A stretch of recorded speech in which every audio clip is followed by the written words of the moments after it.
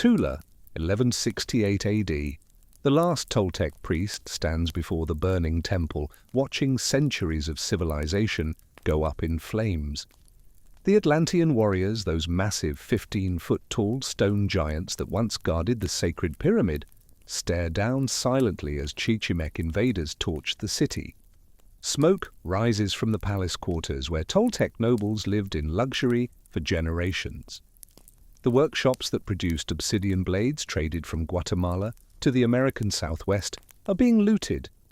The temples where priests tracked Venus with mathematical precision are collapsing.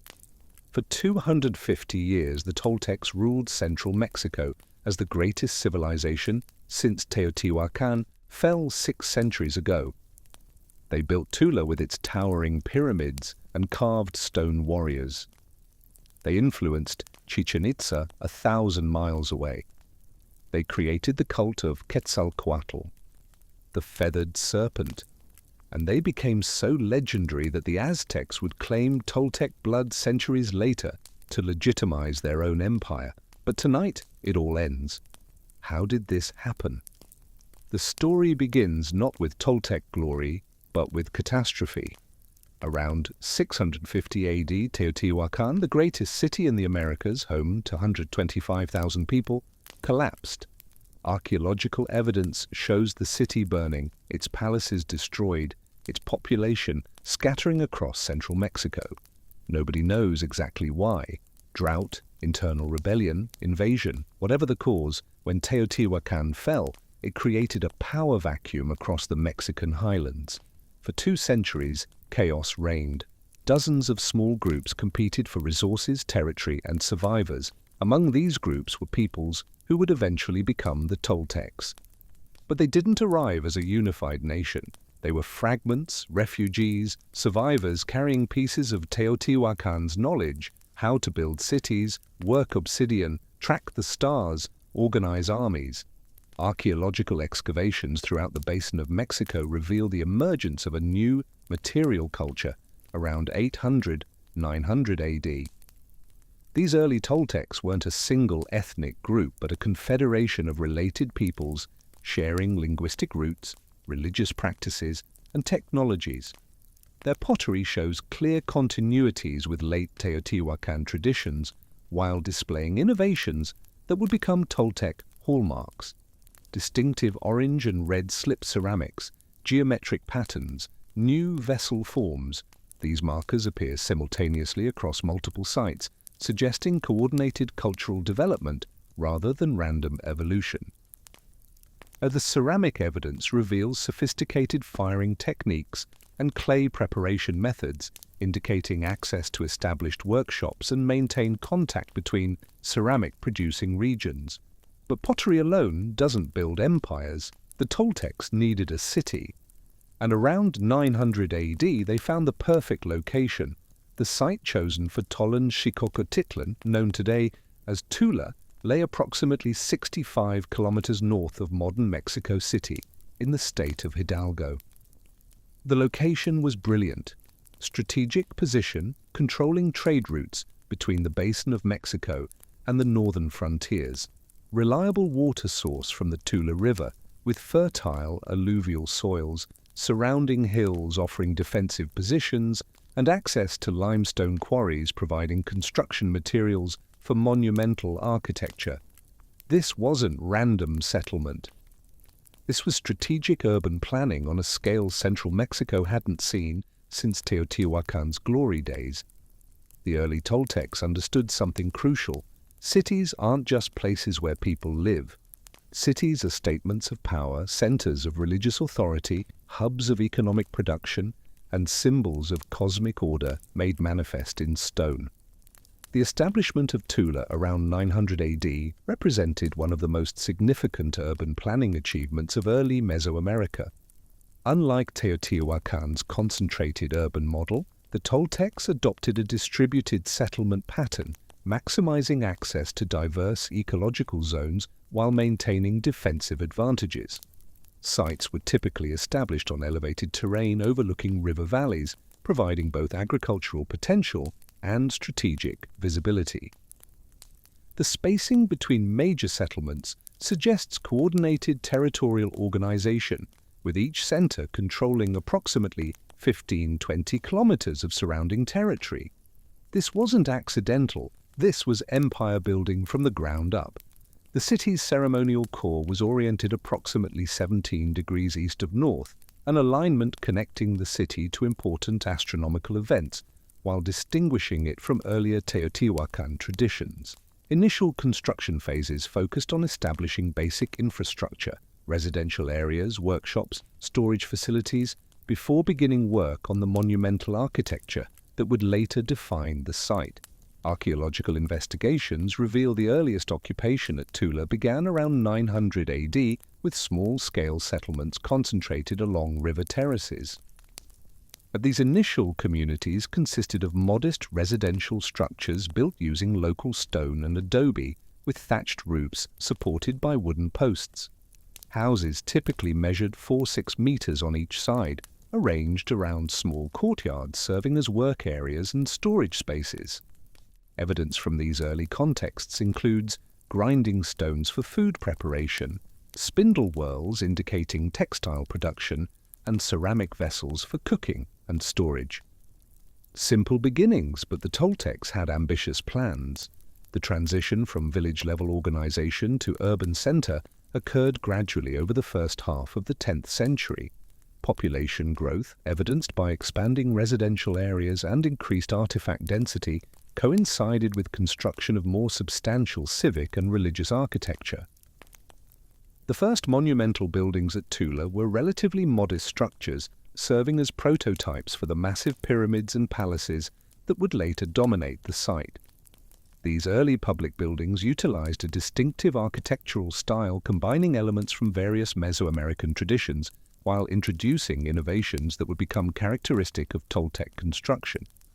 The economic foundation rested on agricultural intensification and craft specialization, building upon centuries of Mesoamerican innovation.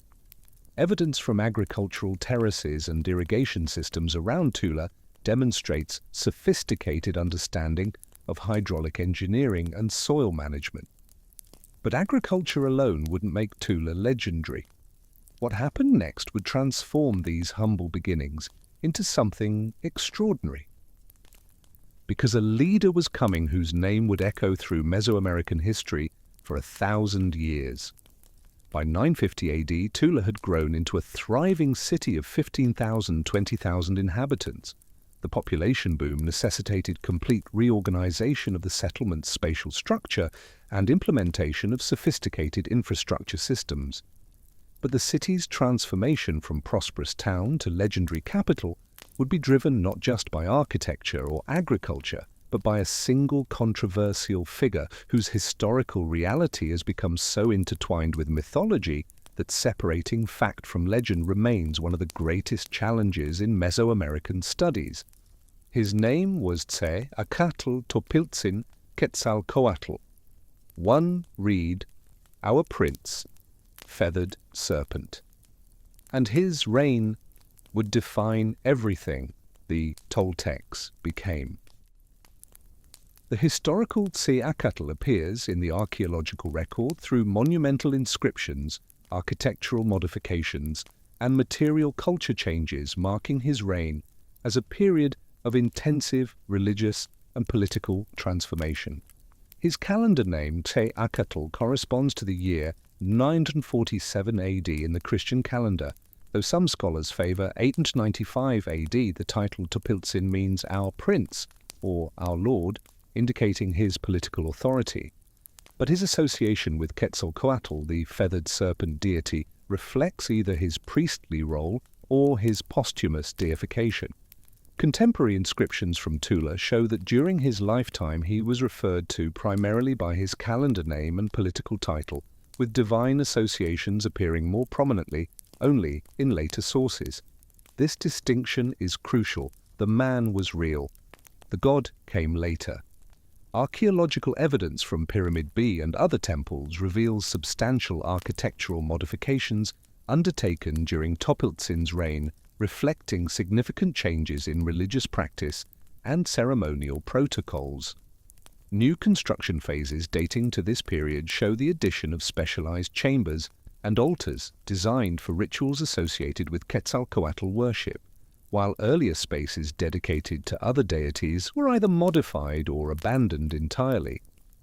Stone sculptures commissioned during this time emphasized feathered serpent imagery and Venus symbolism, marking a clear departure from the jaguar and eagle motifs that had dominated earlier Toltec art.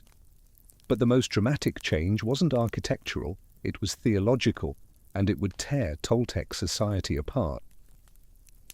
The evidence for religious transformation during Topiltzin's reign comes from changes in sacrificial practices documented through archaeological remains and later historical accounts. Excavations at ceremonial sites throughout Tula reveal a marked decrease in evidence for human sacrifice during the late 10th century, with traditional offering caches containing fewer human remains and more emphasis on precious materials like jade, obsidian, and copal incense. This shift corresponds with ethno-historical accounts describing Topiltzin's religious reforms, which allegedly emphasized bloodless offerings of flowers, butterflies, and precious stones rather than human hearts and blood. Imagine the audacity, a Mesoamerican ruler trying to ban human sacrifice. In a warrior culture where capturing enemies for sacrifice was the highest honor. In a society where the gods demanded blood to keep the sun rising. Topiltzin wasn't just proposing religious reform, he was challenging the entire foundation of Toltec society. And the warrior nobility was not pleased. The promotion of Quetzalcoatl worship over traditional Toltec deities represented a fundamental challenge to established religious hierarchies and the warrior culture that had dominated Toltec society since its emergence.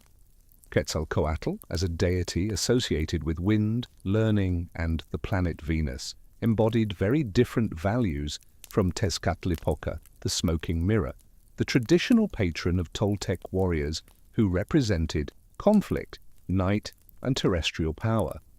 Archaeological evidence suggests that temples dedicated to Tezcatlipoca received reduced maintenance and fewer offerings during this period, while new shrines to Quetzalcoatl were constructed throughout the urban center. This wasn't just religious preference. This was a power struggle between competing visions of what Toltec civilization should be. The religious reforms initiated by Topiltzin extended beyond ceremonial practices to encompass fundamental changes in the organization of the priesthood and the conduct of religious education. New types of ritual objects appearing in archaeological context during this period include elaborate incense burners designed for copal offerings, bone instruments for bloodless auto-sacrifice, and ceramic vessels decorated with symbols associated with learning and writing. The construction of specialized schools, Kalmakak, within the ceremonial precinct, provided facilities for training priests in the new religious traditions, with architectural features designed to facilitate astronomical observations and the study of calendrical systems. The emphasis on learning and intellectual pursuits that characterized these reforms had profound implications for Toltec material culture and artistic production. Scribal tools, including obsidian styluses and bark paper, appear more frequently in elite contexts during this period, suggesting increased emphasis on record-keeping and preservation of religious knowledge. Ceramic vessels and stone sculptures from this time display more complex iconographic programs requiring specialized knowledge to interpret, indicating development of sophisticated symbolic systems accessible only to trained priests and educated elites. But here's the problem: the warrior nobility, whose power and prestige depended on traditional military values and the ritual capture of enemies for sacrifice, found their authority challenged by a religious system that emphasized peace, learning, and bloodless offerings. Archaeological evidence from elite residential compounds shows changes in weapon caches and warrior regalia during this period, with some households apparently adapting to the new religious emphasis, while others maintained traditional military equipment and symbols.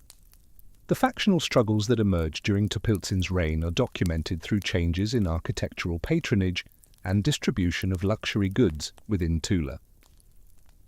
Elite compounds associated with traditional warrior families show evidence of reduced construction activity and fewer imported goods during the late 10th century, while residences of families aligned with the new religious order display increased wealth and architectural elaboration.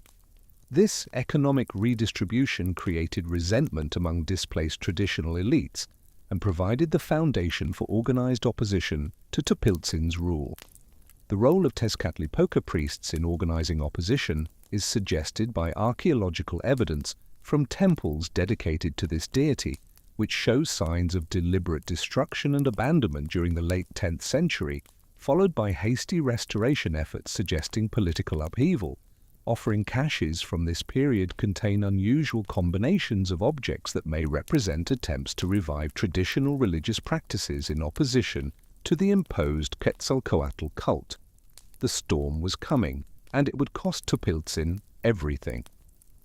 The climax of these factional struggles appears to have occurred around 987 AD, based on evidence of widespread destruction and abandonment at several important sites throughout the Tula region.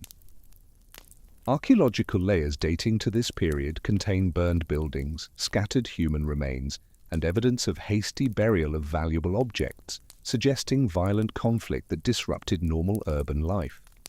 The specific nature of this destruction, which targeted religious buildings associated with Quetzalcoatl worship while leaving traditional temples relatively undamaged, indicates that the conflict had strong religious and ideological dimensions. The warrior factions had won, and Topiltzin had to flee for his life. Contemporary accounts preserved in later Nahuatl sources describe the events leading to Topiltzin's exile in terms that blend historical fact with mythological narrative. According to these sources, Tezcatlipoca priests used sorcery and political manipulation to discredit Topiltzin, eventually forcing him to abandon Tula and flee toward the eastern coast. While the supernatural elements clearly represent later mythological elaboration, the core narrative of political conflict and forced exile corresponds with archaeological evidence for disruption and abandonment at Tula during the late 10th century. The archaeological evidence for Topiltzin's departure includes the abandonment of several important religious buildings and the hasty burial of ceremonial objects associated with Quetzalcoatl worship. Excavations have revealed caches of ritual implements buried beneath floor levels dating to this period, suggesting that priests loyal to Topiltzin attempted to preserve sacred objects before abandoning the site. The direction of Topiltzin's exile, consistently described in later sources as toward the east and the Gulf Coast, corresponds with archaeological evidence for the sudden appearance of Toltec-style material culture in regions of Veracruz and Tabasco during the late 10th century. Sites show evidence of new construction phases and artistic programs incorporating distinctively Toltec iconographic elements, particularly those associated with Quetzalcoatl worship. The timing and geographic distribution of these cultural influences suggests that Topiltzin and his followers established new centers of power in regions beyond the reach of their Tula opponents. Picture this: the greatest Toltec ruler, driven from his capital by religious conservatives, leading his followers on a desperate journey eastward.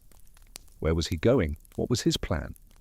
The most intriguing archaeological evidence for Topiltzin's post-exile activities comes from the Maya site of Chichen Itza in the northern Yucatan, where architectural and artistic elements show striking similarities to those from Tula.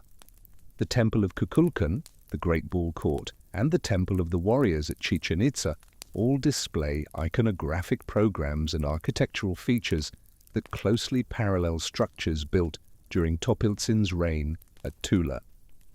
While the exact nature of the connection between these sites remains fiercely debated among scholars, the chronological correspondence and stylistic similarities suggests some form of direct cultural transmission that may be related to Topiltzin's exile and the movement of his followers.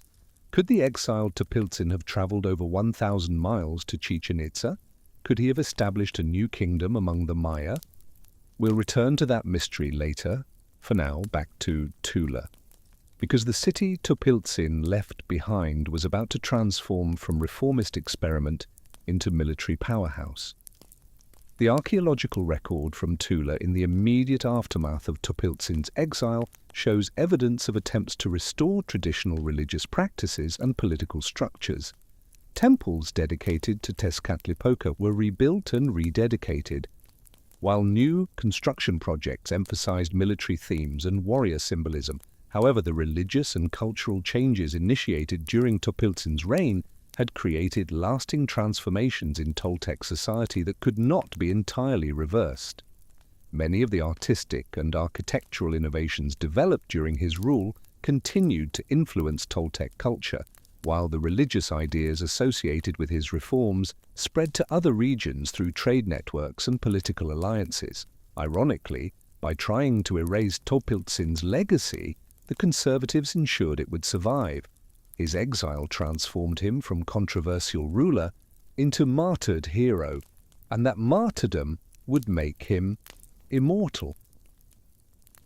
But the faction that emerged victorious from the struggles of the late 10th century had no interest in religious philosophy or bloodless offerings. They represented a coalition of military nobles, Tezcatlipoca priests, and merchant families who shared a vision of Toltec dominance based on military conquest rather than religious reform. Archaeological evidence from the early 11th century reveals a dramatic shift in resource allocation toward military infrastructure, weapon production, and construction of fortified outposts throughout central Mexico that would serve as bases for systematic territorial expansion. The Toltecs were about to become what Topiltzin had tried to prevent, a militaristic empire built on conquest and sacrifice. The military innovations that enabled Toltec expansion built upon centuries of Mesoamerican warfare traditions while introducing technological and organizational improvements that gave Toltec armies decisive advantages over their opponents. The most significant innovation was the systematic adoption and refinement of the atlatl, a spear-throwing device that had been used sporadically throughout Mesoamerica, but reached unprecedented levels of effectiveness under Toltec military engineers. Archaeological specimens recovered from weapon caches at Tula show that Toltec atlatls were constructed using carefully selected hardwoods, often reinforced with bone or antler components, and decorated with carved designs indicating the rank and unit affiliation of their users. This wasn't just a weapon, it was a symbol of Toltec military superiority. The effectiveness of Toltec atlatls derived not only from superior construction materials and techniques, but also from innovations in projectile design that maximized range and penetrating power. Dart points recovered from military contexts show standardized dimensions and aerodynamic profiles, indicating systematic experimentation with different designs to optimize performance. The most effective Toltec dart points featured long, narrow blades with carefully crafted tangs, ensuring secure hafting to wooden shafts. These projectiles, when launched by skilled atlatl users, could penetrate enemy armor at distances exceeding 100 meters, giving Toltec forces significant tactical advantages in open-terrain combat. Training in atlatl use became a central component of Toltec military education, with archaeological evidence from Tula revealing specialized practice ranges where warriors honed their skills. These facilities included earthen backstops marked with concentric circles, allowing instructors to evaluate accuracy at various distances, while collections of practice points made from less valuable materials than combat weapons suggest that training was conducted on a large scale. Skeletal remains from Toltec warrior burials show distinctive muscle development patterns in the right shoulder and arm, corresponding to intensive atlatl training. Physical evidence for the rigorous military conditioning that produced elite Toltec fighters. The production and distribution of obsidian weaponry during this period reached unprecedented scales that transformed both military capabilities and economic organization throughout the Toltec sphere of influence. Obsidian workshops at Tula expanded dramatically during the early 11th century, with excavations revealing production areas covering several hectares and containing millions of pieces of napping debris. The organization of these workshops shows clear evidence of mass production techniques, with specialized craftsmen focusing on particular stages of the manufacturing process to maximize efficiency and maintain quality control. This was industrial-scale weapon production centuries before the Industrial Revolution. The Toltecs had turned warfare into a science. Toltec military engineers developed new techniques for hafting obsidian blades to wooden weapons that created devastatingly effective close combat implements. The macuahuitl, the wooden club embedded with obsidian blades that would later become iconic Aztec weapons, appears to have been perfected during this period of Toltec military innovation. Archaeological specimens show sophisticated understanding of stress distribution and blade placement that created weapons capable of inflicting terrible wounds while maintaining structural integrity during extended combat. The razor-sharp obsidian edges could sever limbs and penetrate most forms of Mesoamerican armor, making Toltec warriors formidable opponents in hand-to-hand fighting. Spanish conquistadors would later describe these weapons as capable of beheading horses with a single blow. The standardization of obsidian weapon production allowed Toltec military commanders to equip large armies with uniform weapons that simplified logistics and training requirements. Blade caches found at military installations throughout the Toltec sphere contain thousands of identical projectile points and knife blades, indicating centralized production and distribution systems that could supply weapons to forces operating hundreds of kilometers from Tula. This logistical capability gave Toltec armies significant advantages over opponents who relied on locally produced weapons of varying quality and design. But weapons alone don't win wars. The Toltecs needed organization. They needed elite warriors. They needed something that would become legendary in Mesoamerican military history: the Eagle and Jaguar warrior societies. But the organizational structure of Toltec military forces during this period of expansion incorporated the famous Eagle and Jaguar warrior societies that would later become central to Aztec military tradition. Archaeological evidence from Tula includes specialized residential compounds associated with these military orders, featuring distinctive architectural elements and decorative programs that reflected their martial functions. Eagle warrior quarters were decorated with carved stone panels depicting eagles in flight and warriors wearing feathered costumes, while Jaguar warrior compounds featured sculptures of prowling jaguars and warriors dressed in spotted jaguar skins. These weren't just military units.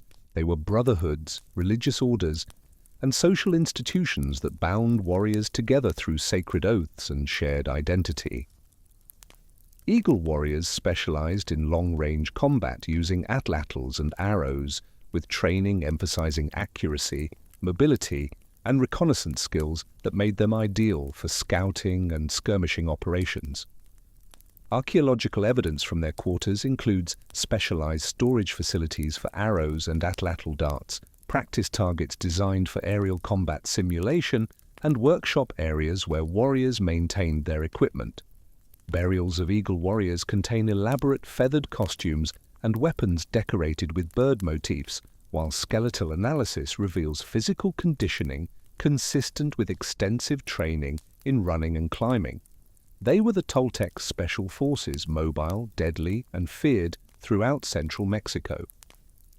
Jaguar warriors focused on close-quarters combat using obsidian-edged weapons and specialized tactics designed for urban warfare and siege operations. Their quarters at Tula contained training facilities equipped with wooden posts and straw targets for practicing sword and club techniques, while underground chambers served as storage areas for the heavy armor and weapons required for assault operations.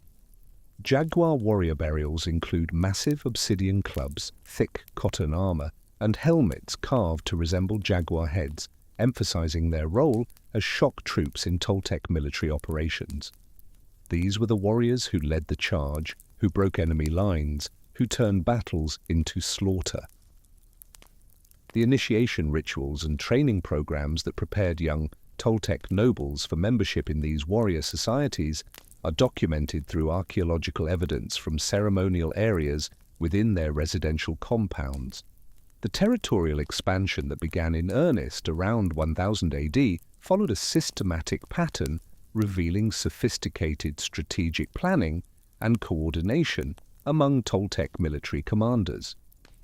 Rather than random raiding or opportunistic conquest, Toltec expansion proceeded according to a deliberate plan that prioritized control of key trade routes, agricultural regions, and strategic defensive positions.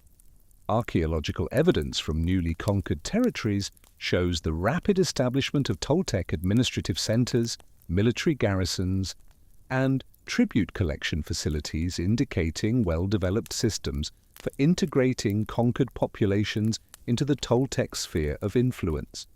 This was empire building with ruthless efficiency. The first phase of expansion focused on consolidating Toltec control over the basin of Mexico and adjacent valleys that provided agricultural resources and defensive depth for the capital at Tula. Military campaigns during this period targeted independent city-states and village confederations that had maintained autonomy since the collapse of Teotihuacan, using combinations of military pressure and diplomatic incentives to bring them under Toltec authority. Archaeological evidence from sites such as Azcapotzalco, Culhuacan, and Xochimilco shows the construction of Toltec-style administrative buildings and the adoption of Toltec material culture during the early 11th century, indicating successful integration of these communities into the expanding Toltec state. The speed of conquest was breathtaking. Within a generation, the Toltecs controlled more territory than any power since Teotihuacan's fall. The establishment of tribute relationships with conquered territories created the economic foundation for continued military expansion, while providing incentives for local elites to cooperate with Toltec administrators. Archaeological evidence from tribute collection centers shows the systematic gathering and redistribution of agricultural products, craft goods, and raw materials from throughout the Toltec sphere of influence. Standardized storage facilities, accounting systems using marked pottery vessels and knotted cord records, and specialized transportation networks indicate that tribute collection had become a highly organized operation, generating substantial revenues for the Toltec state. The tribute system established by Toltec administrators required conquered populations to provide specific quantities of goods on regular schedules, with failure to meet obligations resulting in military intervention and increased tribute burdens. The development of long-distance trade networks during this period of military expansion created commercial connections extending from the northern frontiers of Mexico to the Maya regions of Central America. Toltec merchants operating under military protection and official state sponsorship established trading posts and commercial relationships that brought exotic goods and raw materials to Tula, while spreading Toltec cultural influence throughout Mesoamerica. Archaeological evidence for these trade networks includes the widespread distribution of Toltec-produced goods and the presence of foreign materials in Toltec contexts, demonstrating the scale and sophistication of these commercial operations. But the most mysterious and controversial of all Toltec connections was happening 1,000 miles away, in the Maya lands of Yucatan, and it would create one of the greatest archaeological puzzles in Mesoamerican history. The sophisticated merchant networks and diplomatic relationships that had extended Toltec influence throughout Mesoamerica during the height of their imperial power created the conditions for one of the most remarkable cultural encounters in pre-Columbian history.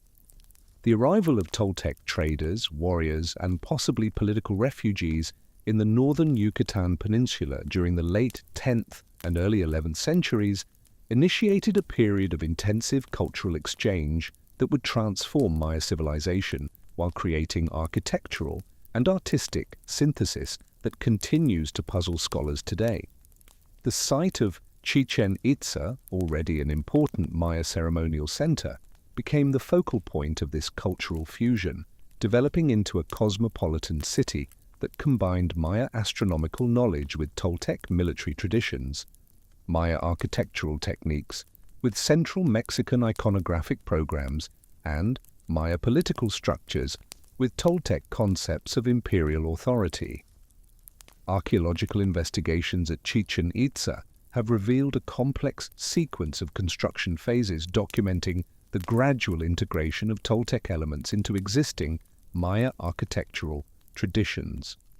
The earliest evidence for Central Mexican influence appears in ceramic assemblages dating to approximately 900–950 AD, when fine orange pottery and other trade goods from the Gulf Coast regions began appearing in significant quantities alongside traditional Maya ceramics. But these early imports suggest that commercial relationships between Yucatan Maya communities and Central Mexican populations were well established before the period of intensive Toltec influence that would transform the site's architectural character. But commercial relationships don't explain what happened next. The most dramatic evidence for Toltec presence at Chichen Itza comes from the construction of the Temple of Kukulkan, a stepped pyramid displaying remarkable architectural and iconographic similarities to structures at Tula, while incorporating distinctively Maya astronomical alignments and proportional systems. This monument, rising to a height of 24 meters and measuring 55.5 meters on each side at its base, represents a sophisticated synthesis of architectural traditions that required detailed knowledge of both Maya and Toltec construction techniques.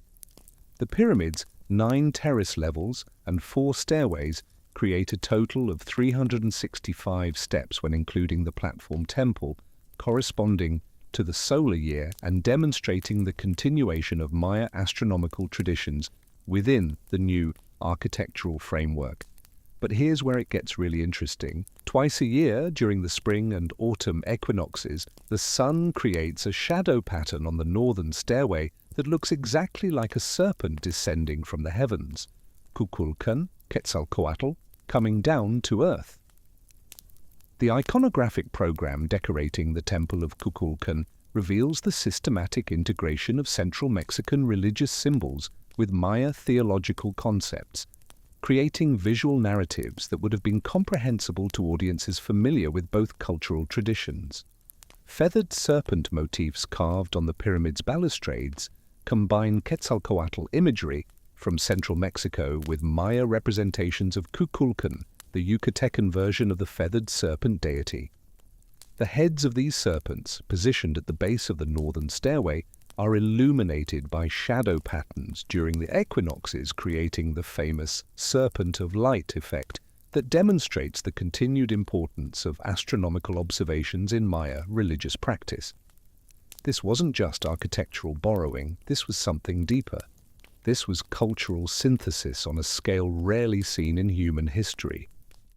But how did it happen? Did Toltec warriors conquer Chichen Itza? Did Toltec refugees arrive peacefully and share their knowledge, or was it something else entirely? The Temple of the Warriors complex at Chichen Itza provides even more dramatic evidence for direct Toltec architectural influence, featuring colonnaded halls and sculptural programs that closely parallel structures at Tula, while adapting these forms to Maya building traditions and local limestone construction materials. The main temple structure, supported by carved columns depicting Toltec-style warriors, reproduces the basic architectural concept of Temple B at Tula, while incorporating Maya corbel, vaulting techniques, and proportional systems that reflect local architectural preferences. The warriors depicted on these columns wear the same distinctive regalia seen on the Atlantean columns at Tula, butterfly pectorals, feathered headdresses and atlatl weapons, but their facial features and some decorative details show Maya stylistic influences suggesting that local craftsmen were involved in their creation. The Great Ball Court at Chichen Itza represents the largest and most elaborate ball court in Mesoamerica, measuring 168 meters in length and featuring architectural elements and sculptural decorations that combine Maya and Toltec traditions in unprecedented ways. The court's basic design follows Maya architectural principles with sloping walls and end zones, creating optimal playing conditions for the rubber ball game. But the relief sculptures that decorate these walls display iconographic programs drawing heavily upon Central Mexican artistic traditions. The most famous of these reliefs depicts the ritual sacrifice that concluded ball game competitions, showing players dressed in Toltec-style regalia while incorporating Maya glyphic texts, providing additional information about the ceremonial context of these events. And the acoustic properties? Extraordinary. A conversation at one end of the court can be clearly heard at the opposite end, 168 meters away, while a hand clap produces 7 distinct echoes. This was acoustic engineering on a level that wouldn't be matched until the modern era. The chronological relationship between Toltec influence at Chichen Itza and the political upheavals that affected Tula during the late 10th century has generated considerable scholarly debate about the mechanisms through which cultural transmission occurred. Some researchers argue that the arrival of Tzeacatl Topiltzin Quetzalcoatl and his followers at Chichen Itza following their exile from Tula provides the most plausible explanation for the sudden appearance of intensive Toltec influence at the Maya site. This interpretation is supported by the timing of architectural changes at Chichen Itza, which correspond closely to the period of political crisis at Tula around 987 AD, and by the emphasis on Quetzalcoatl Kukulkan imagery in the new construction programs.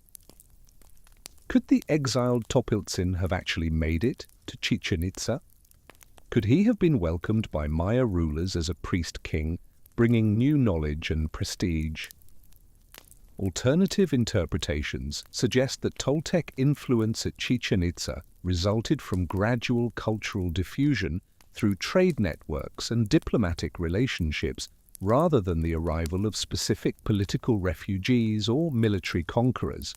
Archaeological evidence for commercial relationships between central Mexico and the Maya regions extends back several centuries before the period of intensive architectural influence, while the selective adoption of Toltec elements suggests that Maya rulers were making deliberate choices about which foreign innovations to incorporate into their own cultural traditions.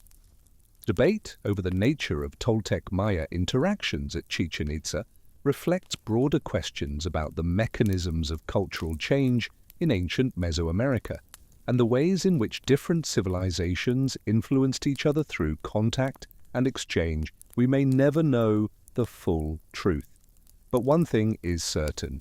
Something extraordinary happened at Chichen Itza around 1000 AD, something that created a city unlike anywhere else in Mesoamerica. A place where Toltec and Maya became one. While Toltec cultural influence spread through trade and possibly through Topiltzin's exile to distant Maya lands, back at Tula, the city reached its golden age during the 11th century. The population swelled to perhaps 30,000, 40,000 inhabitants, making it one of the largest cities in Mesoamerica. But Tula's true glory wasn't its size, it was its craftsmanship. The city became legendary throughout central Mexico for the quality of its artisans. The word Tolteca itself came to mean artisan or master craftsman in Nahuatl, the language that would later be spoken by the Aztecs. When the Aztecs wanted to praise something as perfectly made, they called it Toltec work. This wasn't just a city, it was a byword for excellence, a synonym for civilization itself. The craft production during the mature Toltec period achieved levels of specialization and technical sophistication that transformed manufacturing from household-based activities into organized industries capable of supplying both local needs and regional trade networks. The obsidian tool industry that had emerged during earlier periods expanded dramatically during the 11th and 12th centuries, with workshop complexes at Tula producing standardized implements in quantities that supplied markets throughout Mesoamerica. Archaeological excavations at these production centers have revealed the scale and organization of obsidian working, with specialized areas for different stages of the manufacturing process and evidence for quality control systems that ensured consistent product standards. Master knappers supervised teams of apprentices who performed preliminary shaping and blade removal operations according to standardized procedures. The ceramic industry that flourished throughout Toltec territory represented another major craft specialization, combining technical innovation with artistic achievement to create products serving both utilitarian and ceremonial functions. The Mazapan ceramic tradition, which had characterized earlier periods, evolved into a comprehensive system of vessel forms, decorative techniques, and production methods. Archaeological evidence from ceramic workshops reveals specialized kilns capable of firing hundreds of vessels simultaneously while maintaining consistent quality standards. The distinctive orange and red slip finishes that characterize Mazapan ceramics were achieved through careful control of iron oxide content and firing atmosphere, while the durability and water resistance of these surfaces made them highly desirable for both everyday use and long-distance trade. Textile production represented one of the most economically significant craft specializations in Toltec society, providing both everyday clothing and luxury goods that served important social and ceremonial functions.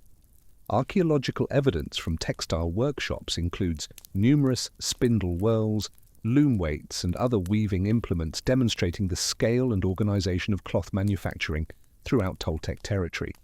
The raw materials required for textile production included cotton fibers obtained through trade networks extending to tropical regions, maguey fibers extracted from local agave plants, and animal fibers from domesticated rabbits and imported materials that provided different textures and properties suitable for various types of textiles.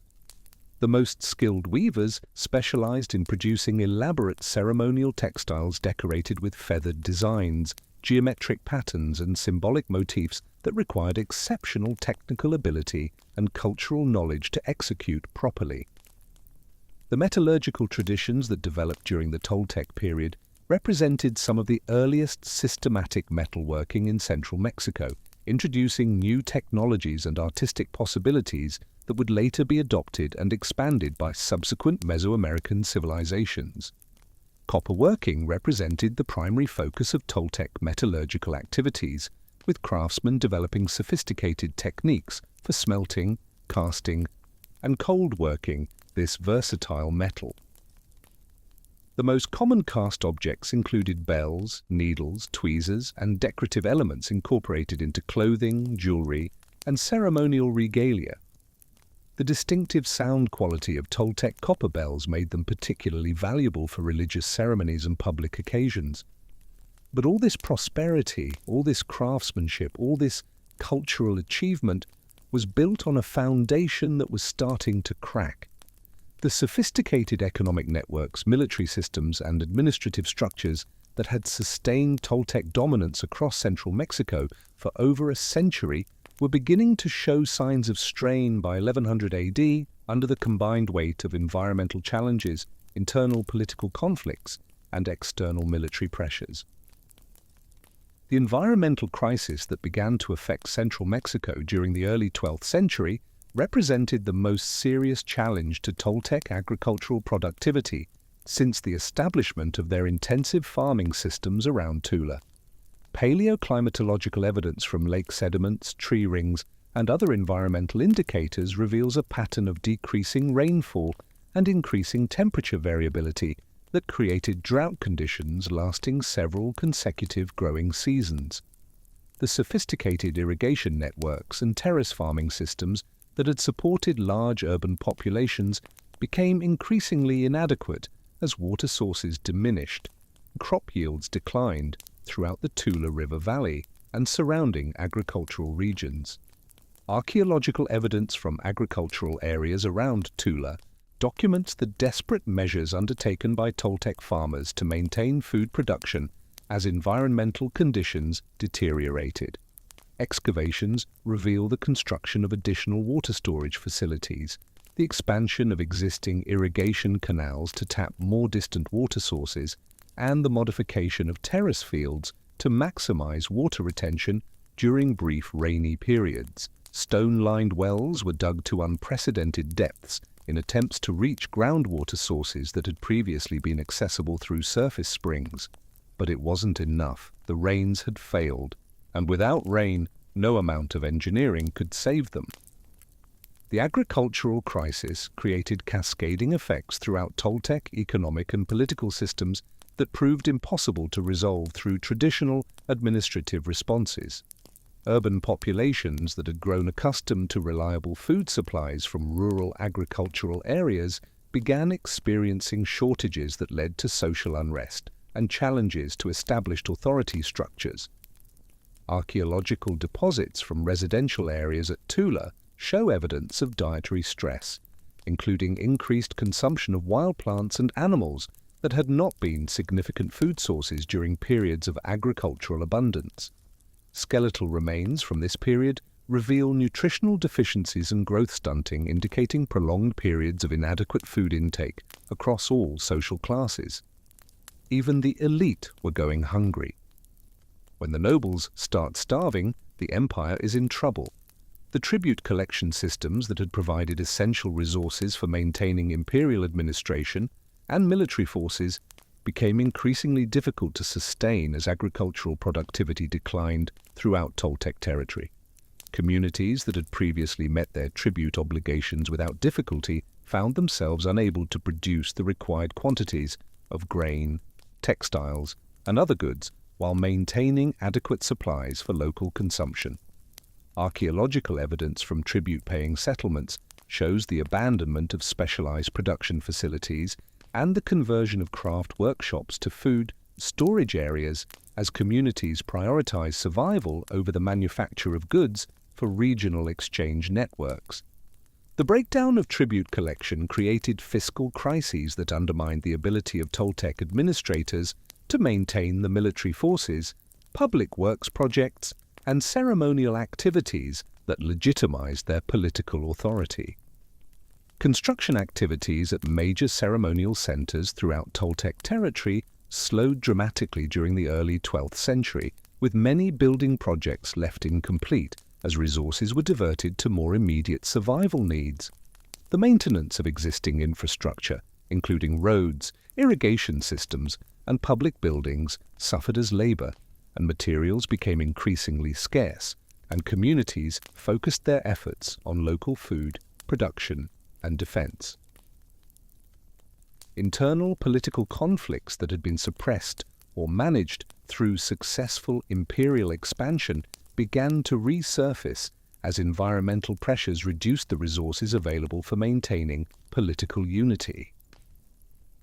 The warrior nobility that had formed the backbone of Toltec military expansion found their traditional sources of wealth and prestige threatened by the economic disruptions caused by agricultural failures. The empire was fragmenting, and from the north something worse was coming. The Chichimek peoples who inhabited the northern frontiers of Toltec territory had been contained through a combination of military pressure and diplomatic accommodation that required constant attention and substantial resource investments. As Toltec military capabilities declined due to internal problems and resource shortages, these northern groups began launching increasingly aggressive raids against Toltec settlements and trade routes. The term Chichimek literally means dog people or barbarians in Nahuatl. It was what the civilized peoples of central Mexico called the semi-nomadic warrior bands from the harsh northern deserts. And these barbarians were about to bring down the greatest civilization in Mexico. The Chichimec raiders, who began penetrating Toltec territory during the early 12th century, represented diverse groups of semi-nomadic peoples who possessed superior mobility and knowledge of local terrain that gave them significant advantages over the increasingly static Toltec defensive systems. Archaeological evidence from frontier settlements shows repeated episodes of destruction and abandonment as communities proved unable to defend themselves against these mobile raiders. The fortified outposts that had previously controlled access routes into Toltec territory were systematically attacked and often abandoned, creating gaps in defensive coverage that allowed deeper penetration by hostile forces. The speed and unpredictability of Chichimec raids made it difficult for Toltec forces to respond effectively, while the raiders' ability to disappear into familiar terrain after attacks prevented effective retaliation. The military innovations employed by Chichimec raiders included improved bow technology that provided superior range and accuracy compared to traditional Toltec atlatl weapons.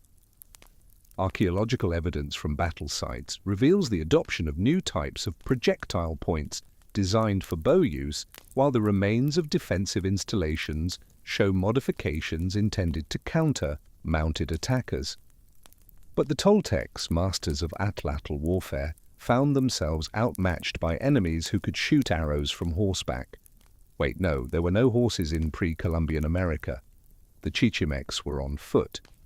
But their bows gave them range advantages that the atlatl couldn't match.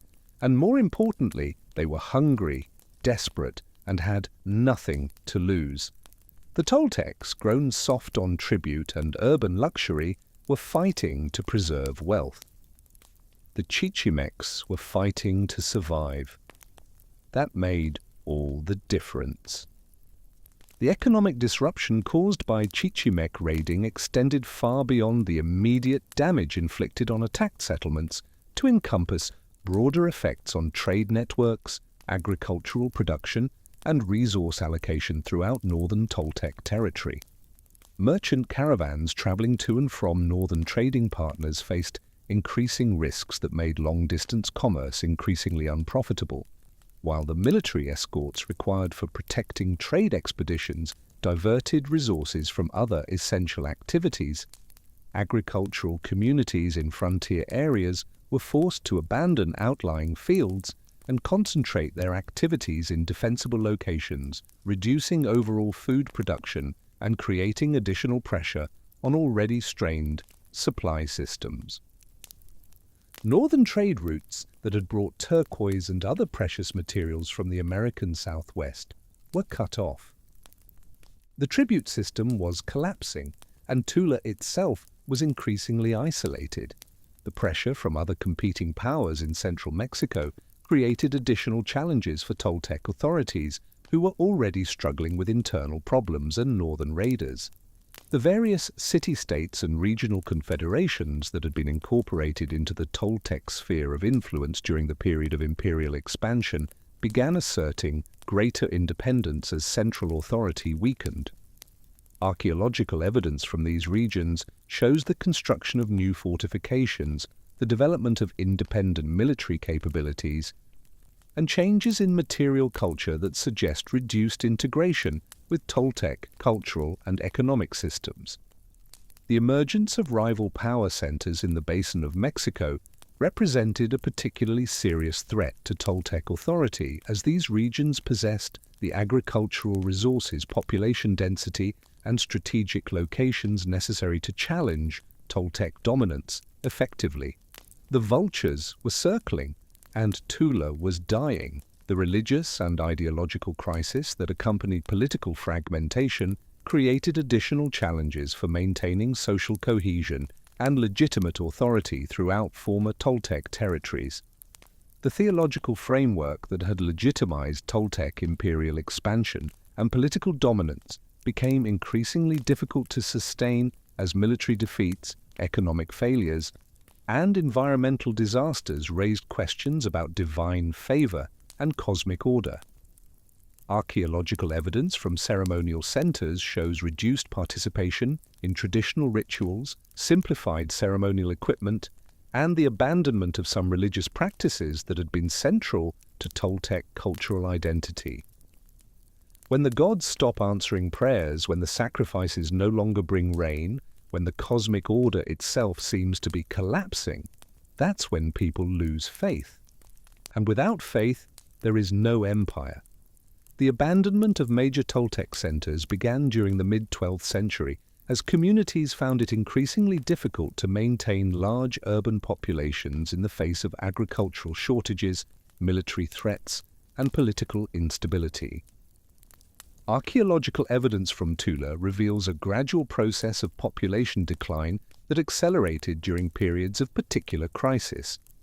Residential areas show evidence of abandonment, with houses left empty and gradually stripped of useful materials by remaining inhabitants. The ceremonial center continued to function at reduced levels, but the elaborate rituals and massive construction projects that had characterized the height of Toltec power were no longer sustainable.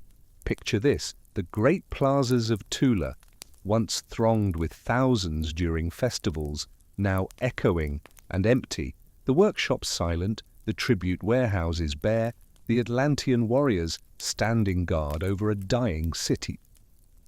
The process of urban abandonment was not uniform throughout Toltec territory, with some communities adapting more successfully to changing conditions, while others experienced rapid depopulation and economic collapse. Archaeological investigations reveal that settlements with access to reliable water sources, defensible positions, and diverse economic resources were more likely to maintain viable populations during the crisis period. Communities that had been heavily dependent on tribute income or specialized craft production for regional markets faced greater challenges as these economic systems broke down. Population dispersal from abandoned urban centers created demographic pressures throughout central Mexico, as displaced groups sought new homes and economic opportunities in regions that were already experiencing resource shortages. The final destruction of Tula appears to have occurred around 1150–1168 AD, based on archaeological evidence of extensive burning and deliberate destruction in the city's ceremonial core. The exact agents of this destruction remain debated. Were they Chichimeque invaders, rival Toltec factions, internal rebellion? Probably a combination of all three. What's clear is that the end was violent. Buildings were systematically burned, sculptures were defaced or toppled, the great pyramids were left to crumble. And the Atlantean warriors, those massive stone columns that had guarded the temple of Tlahuizcalpantecutli for over 2 centuries? They remained standing, staring out over the ruins with their carved stone eyes, silent witnesses to the end of Toltec glory. Those columns stand there still today. Go to Tula and you can see them. 15-foot-tall warriors carved from single blocks of basalt. Their details still sharp after 900 years. They're the most famous symbol of Toltec civilization, and they watched it burn. The preservation of Toltec cultural traditions during this period of political fragmentation occurred through various mechanisms that enabled the survival of important knowledge, artistic techniques, and religious practices despite the breakdown of centralized institutions. Archaeological evidence suggests that some priestly families and craft specialists maintained traditional practices in reduced circumstances, while certain communities continued to observe Toltec ceremonial calendars and artistic traditions even after abandoning major urban centers. The transmission of cultural knowledge through family lineages and professional associations ensured that important elements of Toltec civilization would survive to influence later Mesoamerican developments. The Toltecs were gone, but their legacy was just beginning. The legacy of Toltec political and cultural achievements continued to influence Mesoamerican development even as their imperial system fragmented and their major urban centers were abandoned. The architectural innovations, artistic traditions, and religious concepts that had been developed during the height of Toltec power provided models and inspiration for later civilizations throughout central Mexico. The administrative techniques, military technologies, and economic systems that had enabled Toltec expansion were adapted and modified by successor states that built upon Toltec foundations while developing their own distinctive characteristics. Among these inheritors of Toltec tradition, none would prove more influential in reshaping the narrative of Toltec history than the Aztec Empire, whose rulers systematically appropriated Toltec legitimacy to justify their own imperial ambitions and divine authority.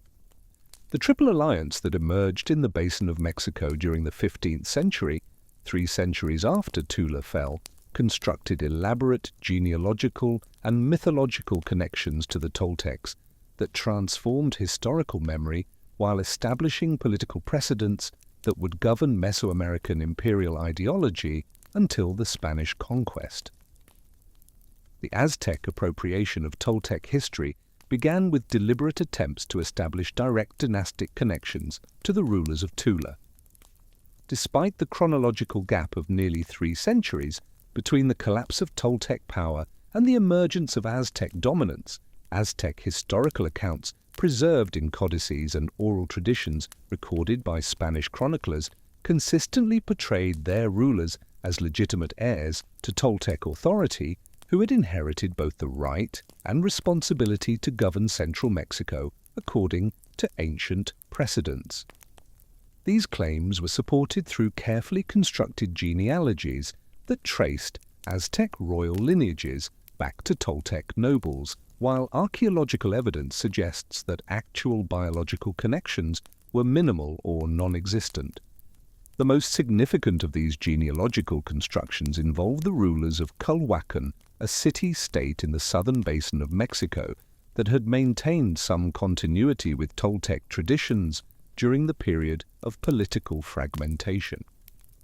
Aztec historians claimed that Culhuacan's ruling dynasty descended directly from the last Toltec kings, making marriage alliances with Culhuacan families essential for establishing legitimate claims to imperial authority. The Aztec ruler Acamapichtli, founder of the Tenochtitlan dynasty, was said to have been selected specifically because his mother belonged to the Culhuacan royal house, thereby providing the nascent Aztec state with the Toltec bloodline necessary for legitimate rule. Here's what's remarkable. The Aztecs didn't just claim political descent from the Toltecs. They claimed that the Toltecs had been semi-divine, that Tula had been a paradise, that Toltec craftsmen could make birds, sing from gold, and create feathers from precious stones. Historical accounts preserved by Aztec. Historians describe Tula as a place where corn grew as tall as trees, where cotton grew naturally in colors, where pumpkins were as big as men. This was pure mythology, but it served a crucial purpose. If the Toltecs had been perfect, and if the Aztecs were their heirs, then Aztec rule was not just legitimate, it was divinely ordained. The transformation of Toltec religious traditions under Aztec patronage created theological frameworks that elevated historical figures to divine status while establishing ritual practices that reinforced imperial ideology. The figure of Teocatl Topiltzin Quetzalcoatl underwent particular elaboration in Aztec religious thought, evolving from a controversial historical ruler into a supreme creator deity whose promised return would herald a new golden age. Aztec priests developed complex mythological cycles that portrayed Quetzalcoatl as the divine architect of human civilization, the inventor of agriculture and learning, and the model for righteous rulership that provided standards against which earthly monarchs could be measured. These mythological elaborations served important political functions by establishing divine precedents for Aztec imperial practices, while creating theological justifications for territorial expansion and tribute collection. The concept of Quetzalcoatl as a culture hero who had brought civilization to humanity provided ideological support for Aztec claims that their conquests were spreading beneficial cultural influences rather than merely extracting resources from subject populations. where the mythology became dangerous, the Aztecs taught that Quetzalcoatl had been driven from Tula by the evil god Tezcatlipoca, and that he had sailed away to the east on a raft of serpents, promising to return in a one-reed year to reclaim his kingdom. This prophecy would have catastrophic consequences when Spanish conquistador Hernán Cortés arrived on the Gulf Coast in 1519, a one-reed year in the Aztec calendar. The Aztec emperor Moctezuma II, steeped in the mythology of Quetzalcoatl's return, initially believed Cortés might be the returning god. This hesitation, this moment of religious paralysis, gave the Spanish crucial time to establish themselves and form alliances with peoples who hated Aztec rule. In a very real sense, the mythologized memory of the Toltecs contributed to the fall of the Aztec Empire. The architectural programs undertaken by Aztec rulers systematically incorporated Toltec design elements and symbolic motifs that created visual connections to the imperial past while demonstrating the superior resources and capabilities of the new empire. The Templo Mayor in Tenochtitlan featured sculptural decorations that directly referenced Toltec iconographic traditions, including feathered serpent imagery, warrior symbols and astronomical alignments that echoed the ceremonial architecture of Tula. And these architectural references were not mere aesthetic choices but deliberate political statements that proclaimed Aztec inheritance of Toltec authority while demonstrating their ability to surpass their predecessors' achievements. The scale and sophistication of Aztec construction projects were explicitly designed to exceed Toltec precedents, creating monumental architecture that impressed viewers with the superior power and divine favor enjoyed by the new imperial system. The military traditions that formed the backbone of Aztec imperial expansion drew heavily upon Toltec precedents, while adapting ancient practices to new technological and strategic circumstances. The eagle and jaguar warrior societies that had originated during the Toltec period were revived and elaborated under Aztec patronage with initiation rituals, training programs and ceremonial regalia that consciously reproduced historical models while incorporating innovations that reflected centuries of military development. Aztec military manuals and training texts explicitly referenced Toltec tactical principles and strategic concepts, presenting contemporary military practices as restoration of ancient wisdom rather than modern innovation. The weapons and equipment used by Aztec warriors incorporated technological improvements that had been developed since the Toltec period while maintaining symbolic connections to earlier military traditions. The macuahuitl, the obsidian-edged club that became the signature weapon of Aztec warfare, was presented as a Toltec invention, despite archaeological evidence suggesting that its mature form had been developed during the post-Toltec period. Similarly, the atlatl continued to serve important ceremonial functions in Aztec military culture long after more effective projectile weapons had been adopted for actual combat, demonstrating the symbolic importance of maintaining connections to Toltec military traditions. Everything the Aztecs did was justified by reference to Toltec precedent. The Toltecs had become the measure of all things civilized, all things legitimate, all things divine. The tribute systems that sustained Aztec imperial administration were explicitly modeled on Toltec precedents, with administrative procedures, collection schedules, and tribute categories that reproduced earlier imperial practices while expanding them to unprecedented scales.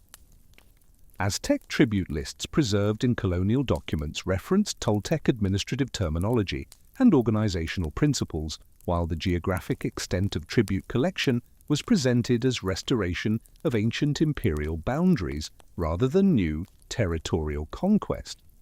The standardization of tribute obligations across diverse ecological and cultural zones followed patterns that had been established during the Toltec period, demonstrating the continuing influence of earlier administrative innovations.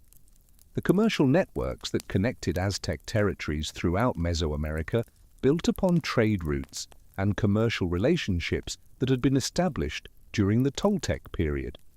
The Pochteca merchant class that served Aztec imperial interests claimed direct descent from Toltec commercial organizations, preserving specialized knowledge, trading practices, and diplomatic protocols that had been developed during the earlier imperial period.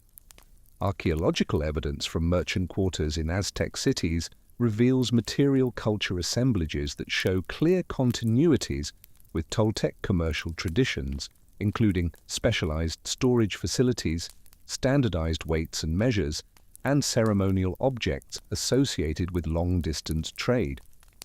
The influence of Toltec religious, artistic, and political traditions extended far beyond the Aztec Empire to encompass virtually every major Mesoamerican civilization that emerged during the post-classic period.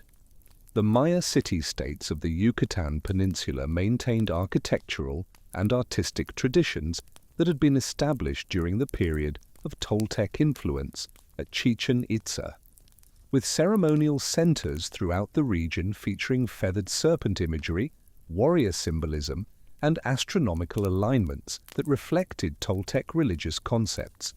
The continued worship of Kukulkan in Maya communities demonstrated the lasting impact of Toltec theological innovations on regional religious development.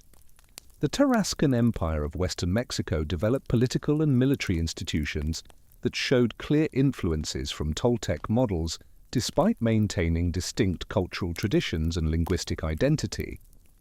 Tarascan royal regalia included feathered ornaments, obsidian weapons, and ceremonial objects that referenced Toltec imperial symbolism.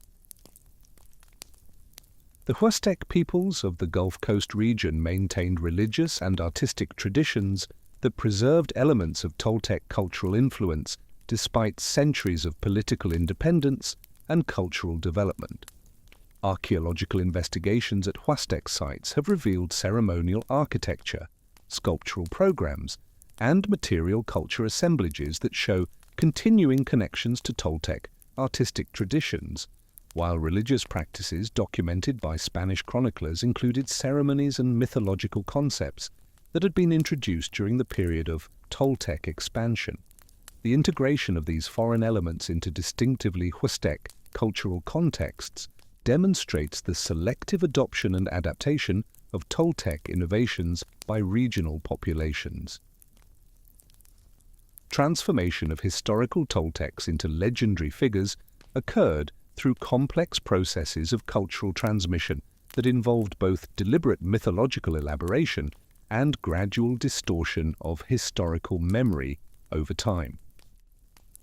The collapse of Toltec political institutions and the abandonment of major urban centers created gaps in historical knowledge that were filled through oral traditions, religious narratives, and political propaganda that gradually transformed historical figures into mythological archetypes. Se Acatl Topiltzin.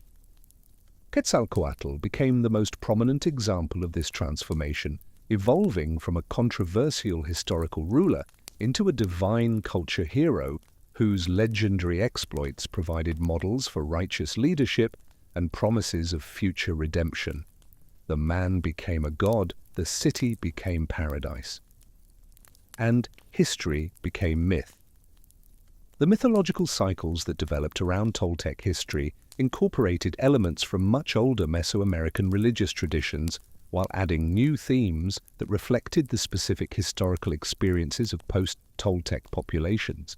The concept of Tula as a golden age of peace, prosperity, and cultural achievement provided ideological frameworks that could be used to criticize contemporary conditions while promising future restoration of ideal social and political arrangements. These mythological constructions served important psychological and social functions by providing hope during periods of crisis, while establishing standards for evaluating political leadership and social organization. The Toltecs became what the Aztecs wished they could be: perfect artists, perfect warriors, perfect priests, perfect rulers.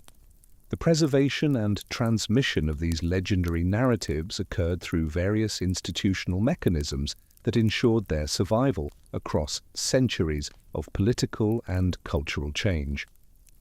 Priestly schools maintained oral traditions and written records that preserved mythological knowledge, while royal courts patronized artists and historians who created visual and literary works that transmitted legendary narratives to new generations.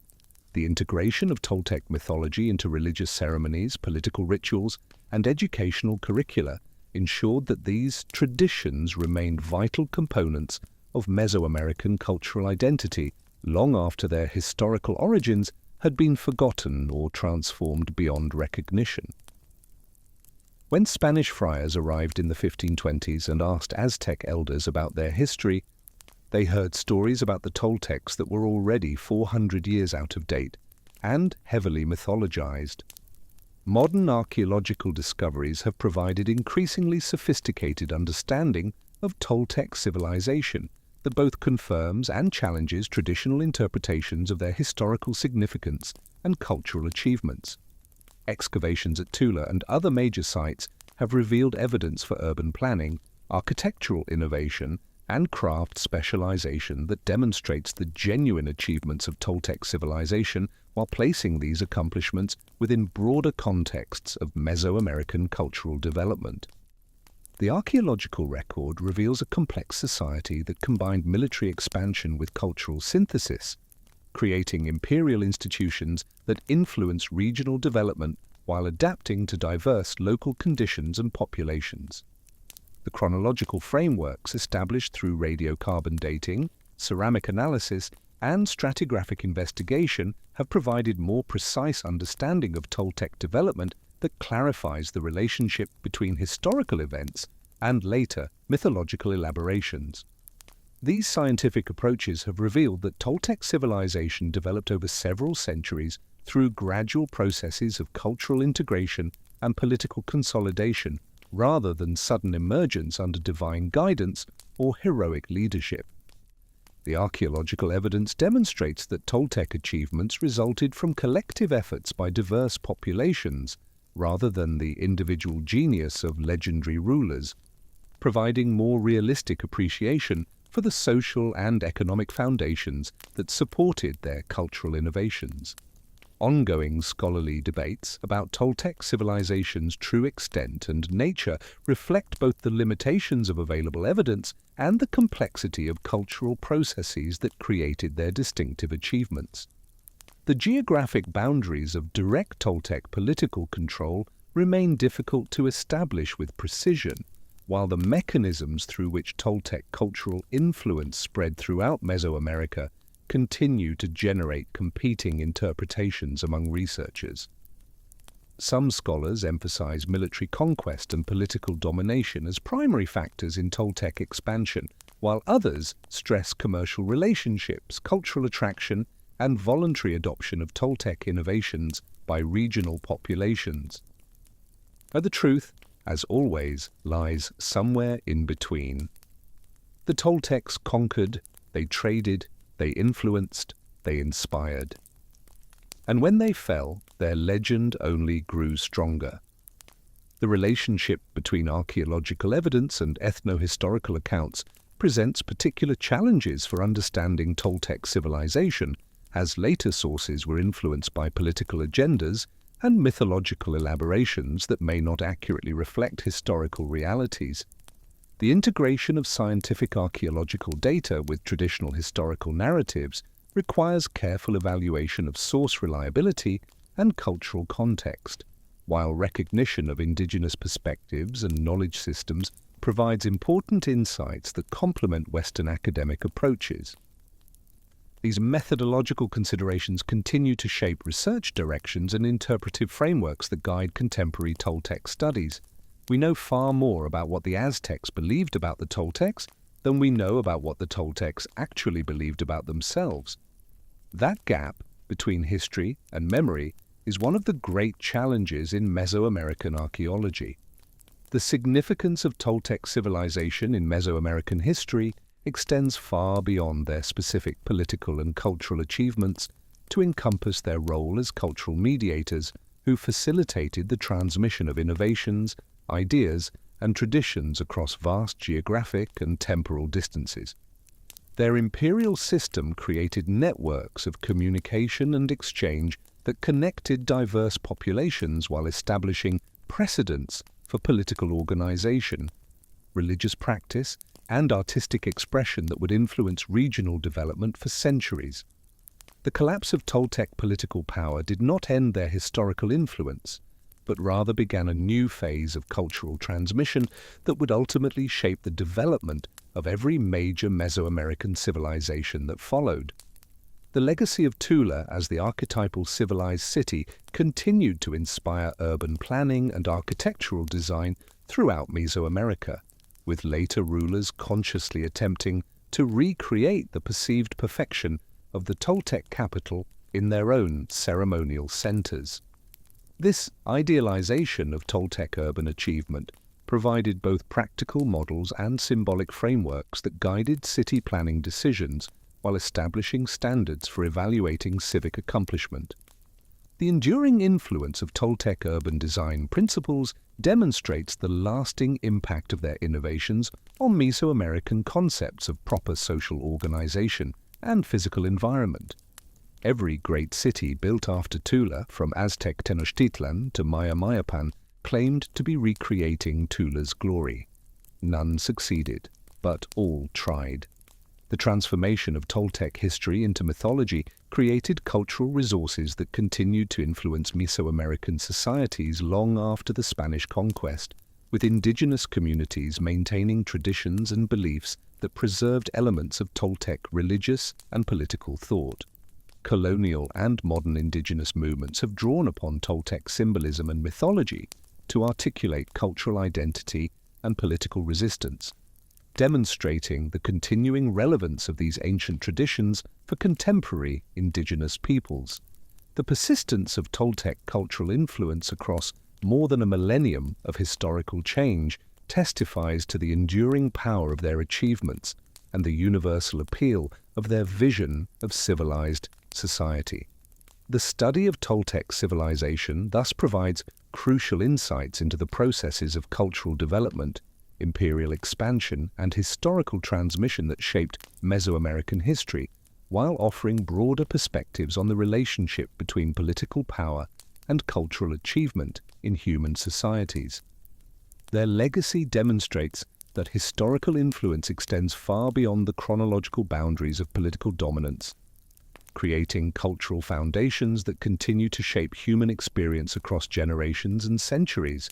The Toltecs ruled for perhaps 250 years, but they've influenced Mesoamerican culture for over 1,000 years. That's not just legacy, that's immortality. Let's return to where we started, those Atlantean warriors standing guard over the ruins of Tula. Each statue stands 4.6 meters tall, about 15 feet, carved from single blocks of basalt that weigh several tons. Their faces are stern, emotionless, carved with remarkable precision. They wear butterfly-shaped pectorals on their chests, symbols of warriors who died in battle and were transformed into butterflies. They carry atlatls in their right hands and bundles of darts in their left. They wear elaborate headdresses with feathers and ornaments. And they've stood there, silent and unchanging. For over 900 years, through drought and conquest, through the Aztec appropriation of their legacy, through Spanish conquest, through Mexican independence, through revolution and modernity, they remain. These columns once supported the roof of the temple of Tlahuizcalpantecutli, Lord of the House of Dawn, an aspect of Quetzalcoatl associated with Venus as the morning star. The temple stood atop Pyramid B, which even today rises about 10 meters high, though it would have been much taller when intact. Climbing those pyramids today, you can see for miles across the Tula River Valley. You can imagine what it must have looked like at its height, the plazas filled with thousands during festivals, the workshops producing obsidian blades and fine ceramics, the merchants arriving with goods from Guatemala and the American Southwest, the priests tracking Venus on the horizon.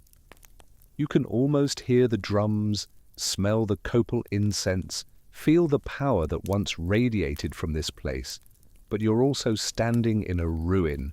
The pyramids are eroded, the palaces are gone, the residential quarters are buried under fields and modern development. The elaborate paintings that once covered every surface have weathered away.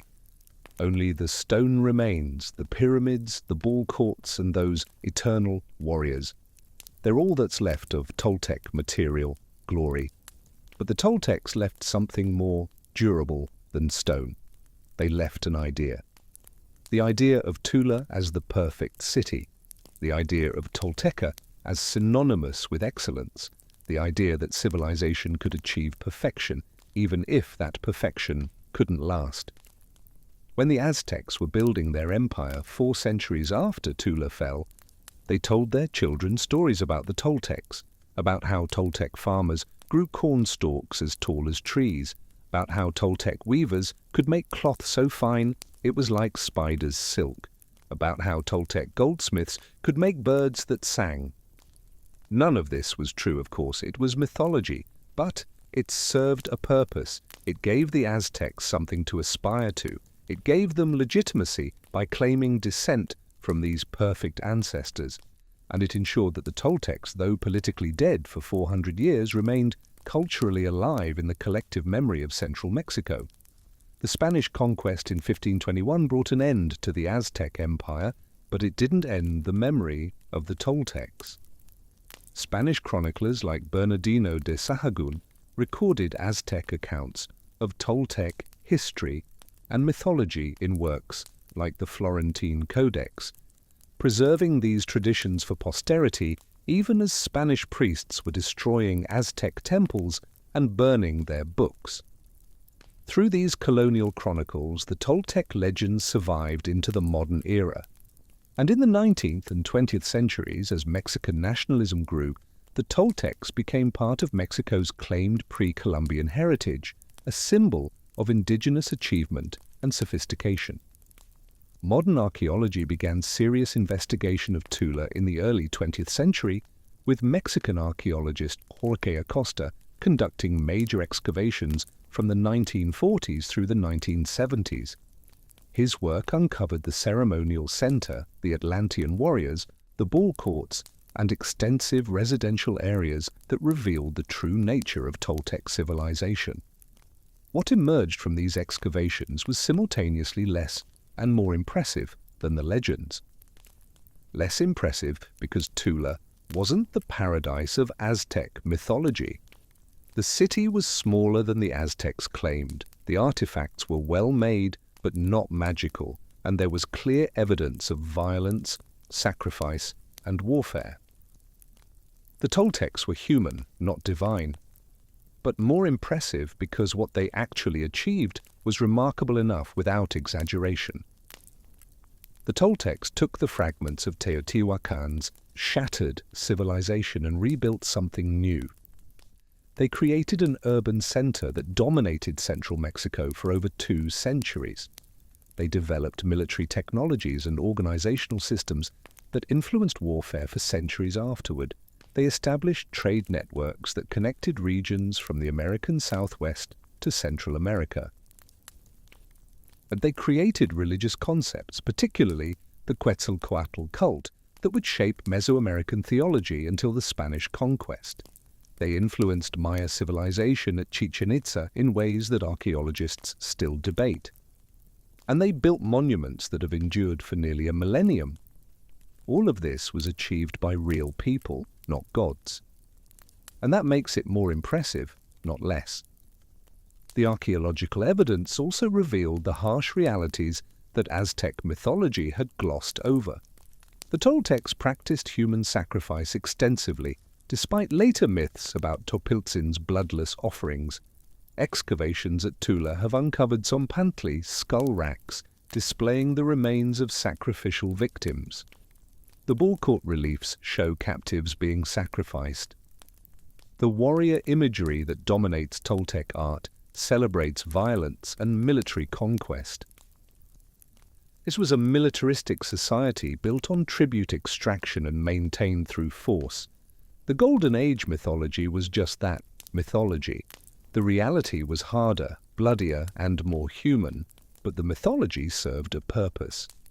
It allowed later peoples to project their ideals backward onto a lost civilization, creating a standard of perfection that, because it was safely in the past, could never be disproven or contradicted. The debate over what actually happened at Chichen Itza remains one of the most fascinating unsolved mysteries in Mesoamerican archaeology. Did Acatl Topiltzin Quetzalcoatl actually flee to Yucatan and establish himself as a ruler there? Did Toltec warriors conquer the Maya site, or did Maya rulers voluntarily adopt Toltec architectural styles and religious concepts because they admired Toltec civilization? But the evidence is frustratingly ambiguous. The architectural similarities between Tula and Chichen Itza are undeniable. The colonnaded halls, the Atlantean figures, the feathered serpent imagery, the emphasis on warrior symbolism. But the timing is contested, with some archaeologists arguing that the influence went from Chichen Itza to Tula rather than the reverse, or that both sites were influenced by a third unknown source. Recent scholarship has moved away from simple conquest narratives toward more nuanced models of cultural exchange and elite emulation. Perhaps Maya rulers at Chichen Itza, seeking to enhance their prestige and military effectiveness, deliberately adopted Toltec styles and technologies. Perhaps Toltec merchants and craftsmen settled at Chichen Itza peacefully, bringing their cultural traditions with them. Perhaps there was a small ruling elite of Toltec origin or Toltec-influenced Maya who transformed the site's ceremonial architecture. Or perhaps, and this is the most romantic possibility, Topiltzin really did flee to Yucatan, bringing his followers and his religious reforms to a new land where he could implement them without conservative opposition. We may never know for certain. But the mystery itself is part of the Toltec legacy, a reminder that even with modern archaeological science, some secrets of the past remain hidden. The collapse of Tula around 1150–1168 AD mirrors the collapse of other great Mesoamerican civilizations, Teotihuacan before it, the classic Maya cities at roughly the same time. There seems to be a pattern in Mesoamerican history. Civilizations rise, reach their peak, overextend themselves, face environmental stress, and collapse catastrophically rather than declining gradually. Tula's collapse followed this pattern almost perfectly. The city had grown dependent on intensive agriculture requiring constant maintenance of irrigation systems. When drought struck, the agricultural base collapsed. The city had expanded its military commitments to maintain control over distant territories. When internal problems diverted resources, those territories broke away. The city had concentrated population and craft production in an urban center. When the economy failed, there was nowhere for people to go except to abandon the city entirely. What's particularly striking about Tula's abandonment is how complete it was. Unlike some sites that maintained small populations or religious functions after political collapse, Tula was almost entirely abandoned. The residential areas were left empty, the workshops shut down, even the temples seemed to have been deliberately desecrated, sculptures toppled, buildings burned. There's a finality to Tula's end that suggests catastrophic collapse rather than gradual decline. And yet within a generation the mythology was already beginning, former inhabitants telling stories about the glory days, neighboring peoples claiming connection to Toltec lineages. The transformation from history to legend happened almost immediately, suggesting that even during their height, the Toltecs had cultivated an aura of cultural superiority that made their fall all the more shocking. The century after Tula's collapse is often called the Time of Troubles in central Mexican history, a period of political fragmentation, population movement, and competing city-states. The Chichimec, peoples who had contributed to Tula's fall, didn't establish their own empire, but rather settled in various locations, mixing with surviving Toltec populations. New cities emerged, Culhuacan, Azcapotzalco, Texcoco, each claiming some connection to Toltec heritage to legitimize their authority. The basin of Mexico became a patchwork of competing powers, none strong enough to dominate the others. This balance of power would last for nearly 200 years until the rise of the Aztec Triple Alliance in the early 15th century. But throughout this period of political fragmentation, Toltec cultural influence persisted. The artistic styles developed at Tula continued to influence regional pottery production. The military organizations, particularly the Eagle and Jaguar warrior societies, were maintained by successor states. The religious concepts associated with Quetzalcoatl worship spread throughout central Mexico. The administrative techniques for tribute collection and territorial control provided templates for later empires. And above all, the idea of Tula as the archetypal civilized city, the place where everything was perfect, became deeply embedded in central Mexican cultural consciousness. When the Aztecs began their rise to power in the 1420s, they didn't invent a new imperial ideology, they resurrected the Toltec one. The Aztec appropriation of Toltec history was so successful that for centuries Western scholars believed their accounts were literally true. Early colonial chroniclers accepted Aztec claims about Toltec perfection at face value. It wasn't until serious archaeological work began in the 20th century that the gap between mythology and reality became apparent. And even today, separating historical fact from later elaboration remains challenging. We know the Toltecs were real. We know where they lived, what they built, how they fought, what they traded.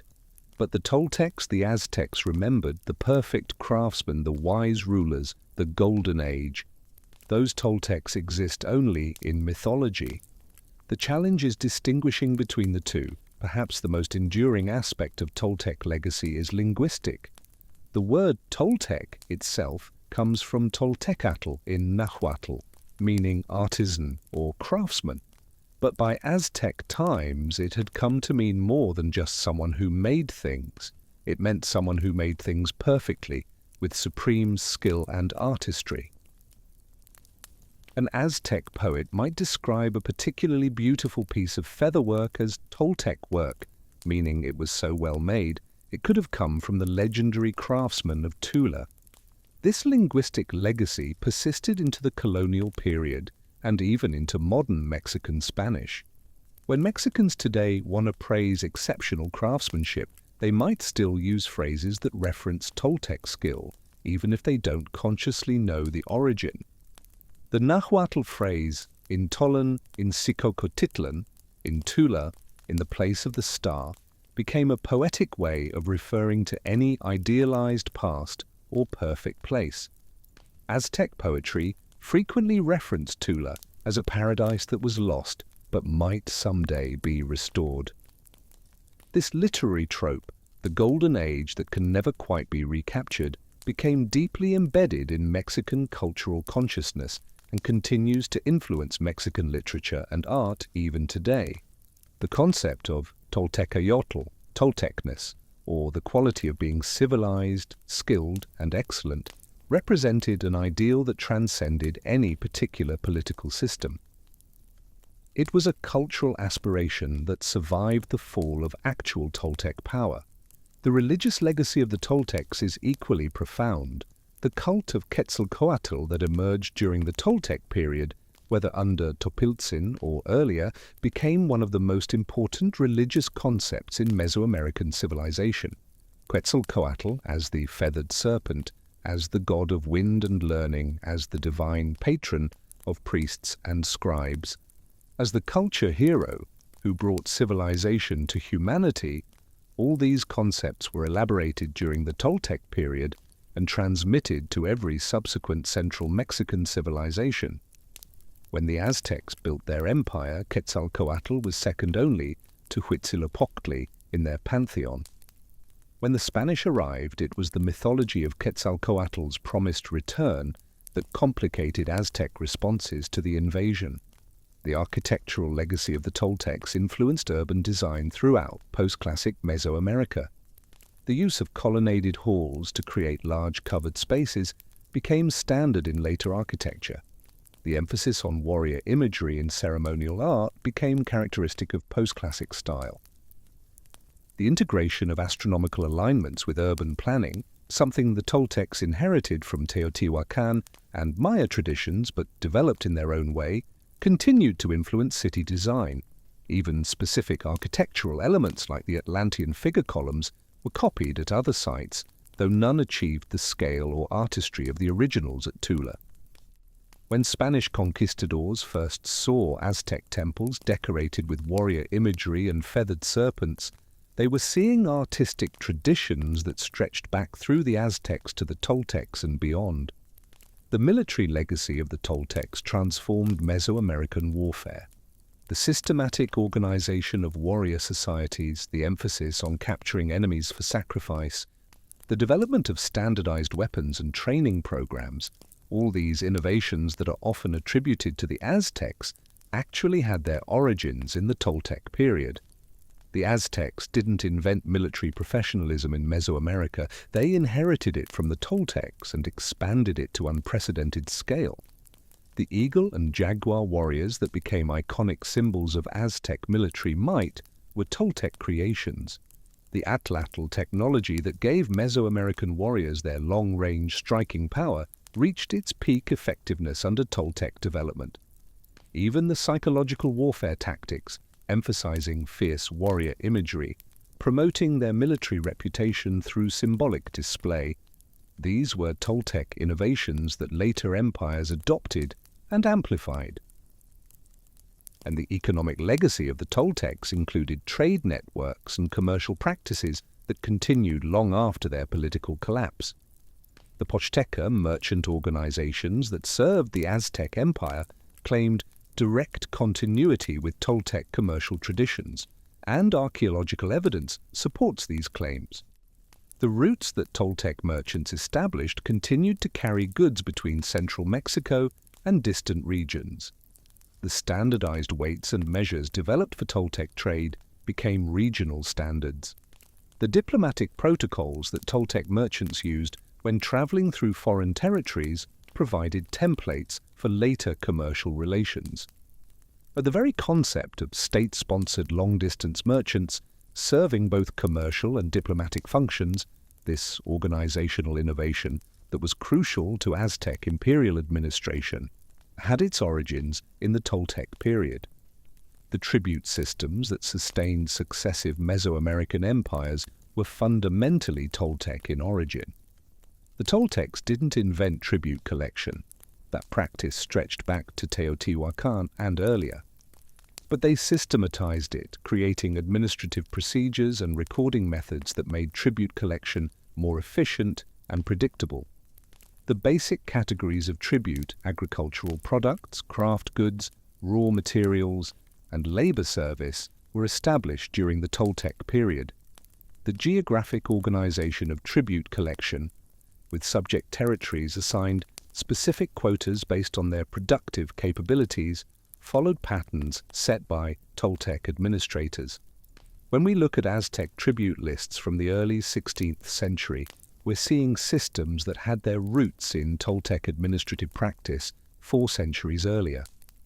The craft production techniques developed at Tula influenced regional manufacturing for generations.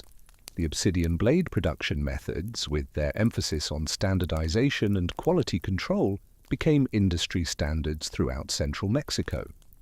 The ceramic firing techniques that produced mazapan ware continued to influence pottery production long after Tula fell. The textile weaving methods, the metallurgy techniques, but the architectural construction practices, all these crafts that flourished at Tula spread to other regions through trade and population movement. When Toltec craftsmen fled the collapsing city, they carried their technical knowledge to new locations where they trained new generations of artisans. The technical skills survived even when the political system that had supported them disappeared. Perhaps most importantly, the Toltecs created a model of what an empire could be, not just a collection of conquered territories, but an integrated cultural and economic system with shared artistic traditions, religious practices, and commercial networks. The Toltec Empire wasn't just about military conquest and tribute extraction, though it certainly included those elements. It was about creating a unified cultural sphere where Toltec styles, these technologies and ideologies were adopted voluntarily by subject peoples because they were seen as superior, sophisticated, civilized. This model of cultural imperialism, where military dominance is reinforced by cultural prestige, became the template for Aztec imperial expansion. The Aztecs conquered militarily, yes, but they also spread their culture, their religion, their artistic traditions, and they justified all of it by claiming to be restoring the golden age of Tula. The irony is that the Toltecs probably weren't trying to create this kind of lasting cultural legacy. They were trying to survive, to maintain their power, to keep the tribute flowing and the armies strong. And the cultural achievements that made them legendary were probably just byproducts of practical economic and political needs, craft production to supply trade networks, urban planning to accommodate growing populations, religious innovations to legitimize political authority.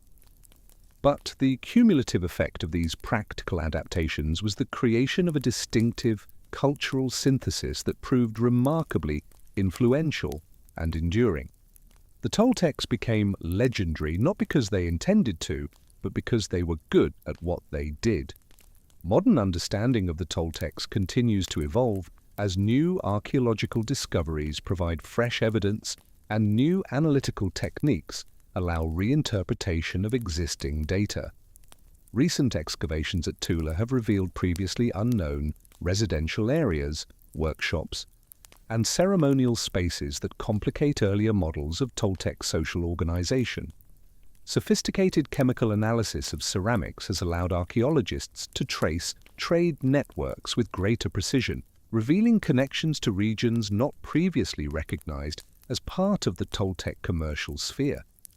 Ground-penetrating radar and other non-invasive survey techniques have identified buried structures and features that suggest Tula was larger and more complex than earlier estimates indicated. Each new discovery adds nuance to our understanding while raising new questions. One of the most exciting recent developments has been the application of bioarchaeological techniques to skeletal remains from Toltec contexts. Analysis of bone chemistry can reveal information about diet, childhood residence, and even social status. Studies of teeth can indicate nutritional stress during childhood growth. Examination of skeletal trauma can document patterns of violence and warfare. DNA analysis, though still limited by preservation issues, offers the possibility of tracing population movements and kinship relationships. These biological data complement traditional archaeological evidence, providing insights into the lives of ordinary Toltecs that can't be obtained from monumental architecture and elite burials alone. We're beginning to understand not just how Toltec rulers lived, but how ordinary farmers, craftsmen, and laborers experienced their world. The debate over Toltec influence at Chichen Itza has been transformed by recent chronological refinements. Sophisticated radiocarbon dating combined with ceramic seriation studies has allowed archaeologists to establish more precise timelines for construction phases at both Tula and Chichen Itza. The results have been surprising. Some of the Toltec-influenced structures at Chichen Itza appear to be contemporary with, or even slightly earlier than their supposed prototypes at Tula. This chronological complexity has led to revised models suggesting that the relationship between the two sites was more reciprocal and complex than simple one-way influence. Perhaps there was a shared artistic and architectural tradition developing simultaneously at multiple sites throughout Mesoamerica during the Epiclassic and early Postclassic periods. Perhaps what we've been calling Toltec influence was actually participation in broader cultural trends. Environmental archaeology has provided new insights into the causes of Tula's collapse. Analysis of lake sediments and pollen cores confirms that central Mexico experienced severe drought conditions during the 12th century. Study of agricultural terraces and irrigation systems shows the expansion of farming into marginal areas during Tula's final decades, a classic sign of agricultural stress as populations try to maintain productivity despite environmental deterioration. Examination of faunal remains from residential contexts shows increasing reliance on wild game and declining consumption of domesticated animals during the late Toltec period, suggesting food shortages affecting even urban populations. These environmental data help explain not just why Tula collapsed, but why the collapse was so rapid and complete. When the agricultural base failed, there was no way to maintain the complex urban system that depended on it. The study of Toltec civilization has also benefited from comparative approaches that examine how empires in other parts of the world dealt with similar challenges. Archaeologists studying Tula can now compare their findings with studies of collapse at sites like Angkor Wat, Great Zimbabwe, or the classic Maya cities. These comparisons reveal common patterns: environmental stress, overextension of military commitments, breakdown of tribute systems, elite competition for declining resources that help explain why civilizations fail. But they also reveal what makes each civilization unique in how it responded to challenges and how its legacy endured after political collapse.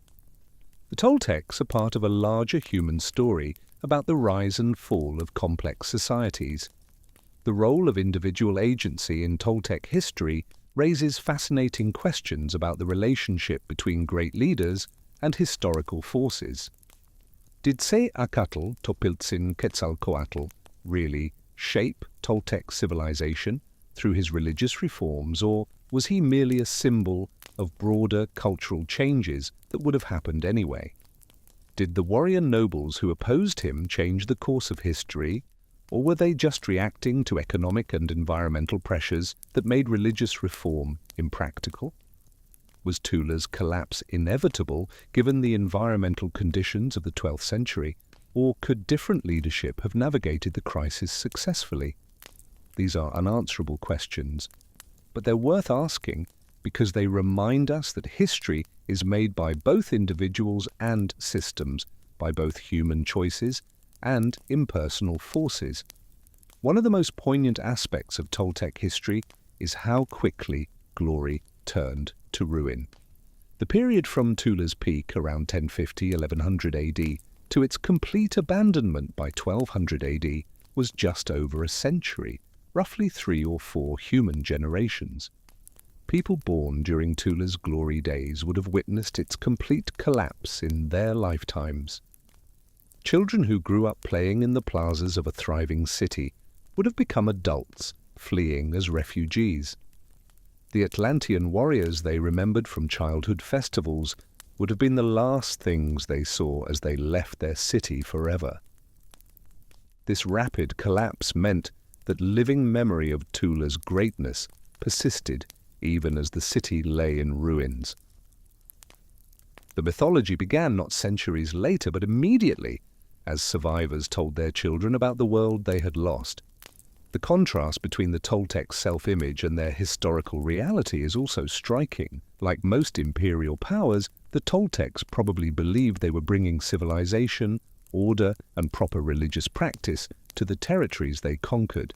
Their monuments celebrated military victories and divine favor. Their tribute systems were justified as legitimate payment for the benefits of Toltec rule. Their cultural influence was probably seen as proof of their superiority.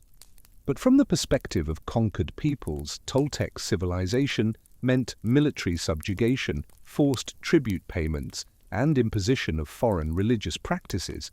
The same process would repeat when the Aztecs conquered in turn, claiming to restore the Toltec Golden Age while creating their own system of imperial exploitation. History is always written by the victors until the victors lose, and their conquerors rewrite history again. The relationship between memory and history in Toltec studies highlights a fundamental challenge in archaeology and historical research. How do we separate what actually happened from what people believed happened? Every source we have about the Toltecs is filtered through later interpretations and agendas. The Aztec accounts that provide most of our textual information were written to legitimize Aztec rule by claiming Toltec ancestry. The archaeological record can tell us what people built and made and ate, but it can't directly reveal what they believed or how they understood their own society. Even contemporary Toltec inscriptions, when we can read them, represent official propaganda rather than objective history. We're always looking at the Toltecs through layers of interpretation: Aztec, colonial Spanish, modern, archaeological, and we need to acknowledge these filters even as we try to see through them. The Toltecs also remind us that civilizations don't follow inevitable trajectories toward either progress or decline. Tula didn't fall because the Toltecs were inherently unstable or because they made fatal mistakes that wiser rulers could have avoided. They fell because they faced multiple simultaneous crises, environmental, economic, military, political, that overwhelmed their ability to adapt. Another civilization in different circumstances might have survived the same challenges. Another civilization facing different challenges might have collapsed even faster. There's no secret formula for civilizational success or failure, just the endless human struggle to build something lasting in a world that constantly changes. The continuing fascination with the Toltecs in modern Mexican culture demonstrates how ancient history shapes contemporary identity. The Toltecs appear in Mexican art, literature, and popular culture as symbols of indigenous achievement and cultural sophistication.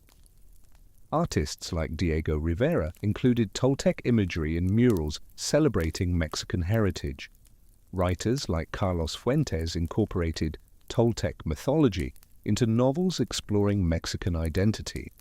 Even in modern Mexican education, the Toltecs occupy an important place in the historical narrative that connects ancient indigenous civilizations to contemporary Mexico. This isn't just academic interest, it's part of how Mexicans understand themselves and their history.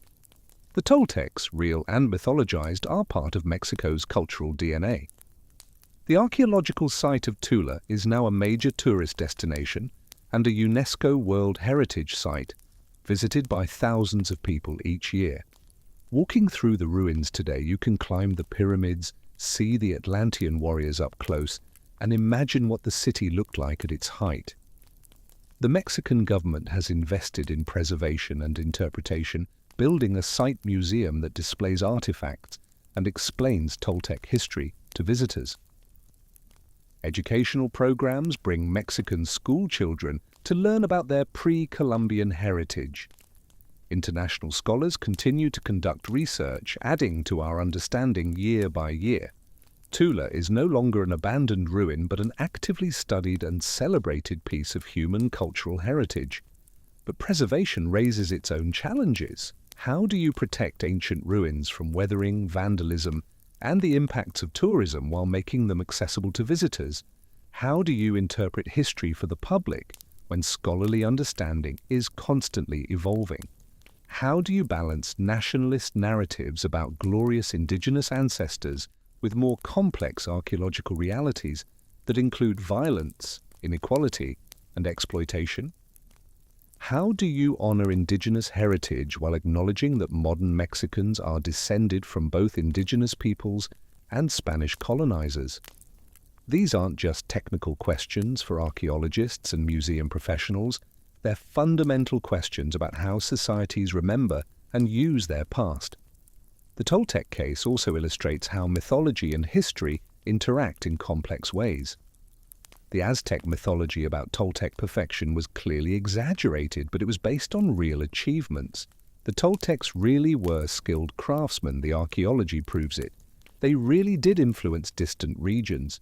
We can see their cultural impact at Chichen Itza and elsewhere. They really did create something distinctive and impressive. The monuments at Tula demonstrate that.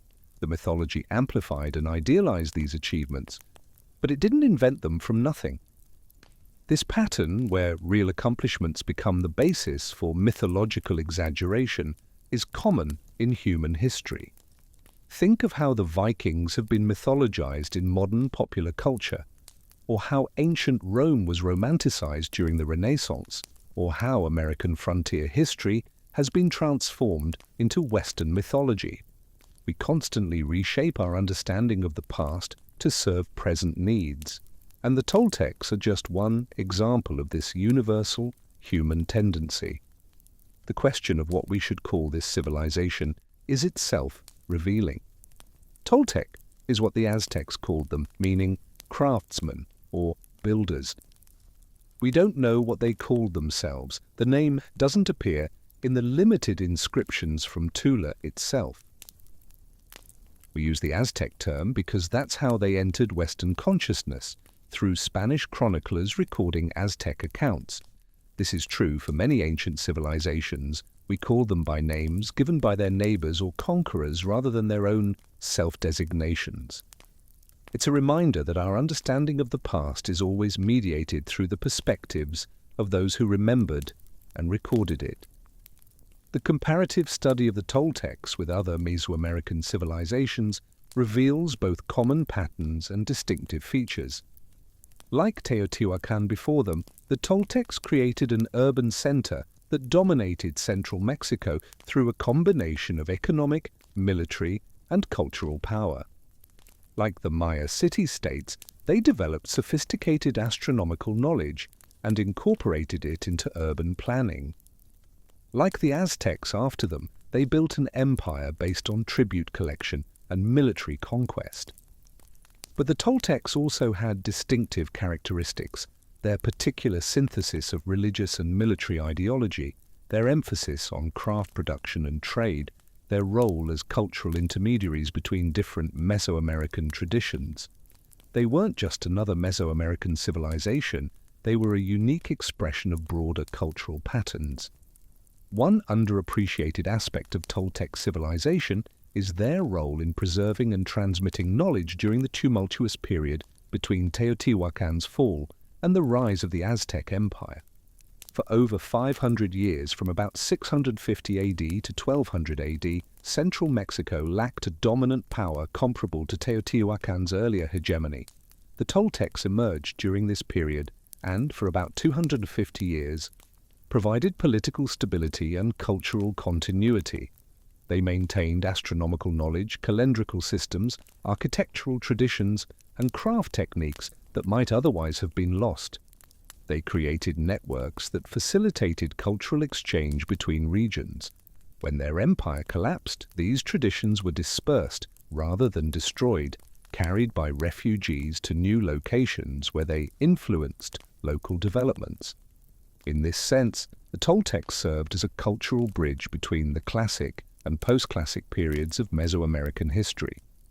The religious syncretism practiced by the Toltecs, their ability to combine different theological traditions while maintaining distinctive identity, offers lessons that extend beyond Mesoamerican history. How do you create unified culture while respecting diversity? How do you establish shared values while allowing local variation? How do you balance tradition with innovation? These questions that the Toltecs grappled with remain relevant today. Their approach, adopting useful elements from other traditions while maintaining core identity, allowing regional variation within broader unity, creating shared symbolic systems that could be interpreted flexibly, wasn't always successful, as the religious conflicts during Topiltzin's reign demonstrate. But their attempts to solve these problems offer historical examples of how complex multi-ethnic societies can, and sometimes can't, function. The military history of the Toltecs provides insights into the relationship between warfare and civilization. And the conventional wisdom suggests that military power is antithetical to cultural achievement, that warriors destroy what artists create. But Toltec history shows a more complex relationship. The same society that produced beautiful ceramics and sophisticated architecture also developed devastating military technologies and organized violence on a systematic scale. The same rulers who patronized craft production also demanded human sacrifice. The eagle and jaguar warriors were both elite military units and religious brotherhoods. This integration of violence and civilization, uncomfortable as it may be to acknowledge, was fundamental to how Mesoamerican societies functioned. You can't understand the Toltecs by focusing only on their artistic achievements or only on their military conquests. You have to understand how these aspects were interconnected. The economic history of the Toltecs reveals how imperial systems function and fail. At their height, the Toltecs controlled a sophisticated economic network that integrated agricultural production, craft specialization, long-distance trade, and tribute collection into a coherent system.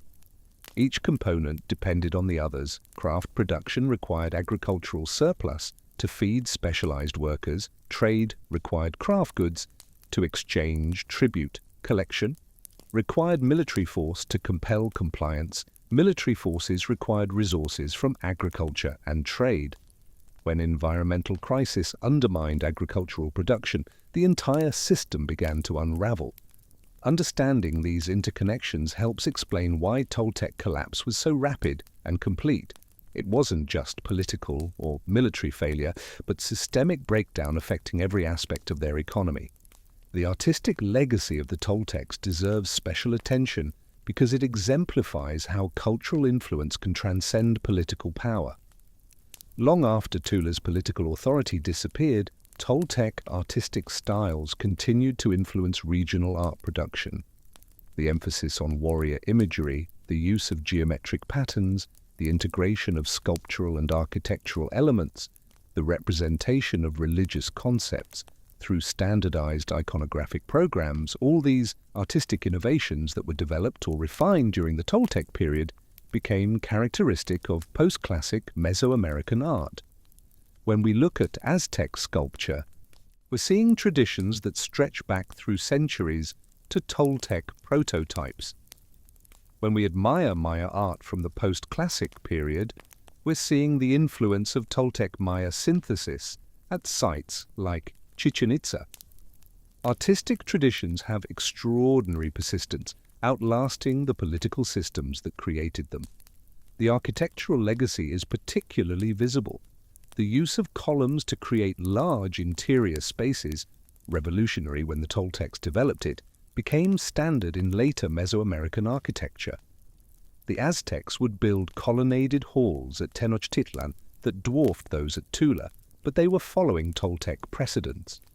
The emphasis on astronomical alignments in urban planning, the integration of sculpture and architecture, the use of specific building materials and techniques, all these architectural practices can be traced to Toltec innovation or elaboration. Even today, when Mexican architects design buildings that reference pre-Columbian styles, they often draw on elements that were developed or popularized by the Toltecs. The architectural influence extends from ancient Mesoamerica to contemporary Mexico. The religious legacy is perhaps most profound. The theology developed during the Toltec period, particularly concepts related to Quetzalcoatl and the integration of calendrical, astronomical, and religious knowledge, shaped Mesoamerican religious thought until the Spanish conquest.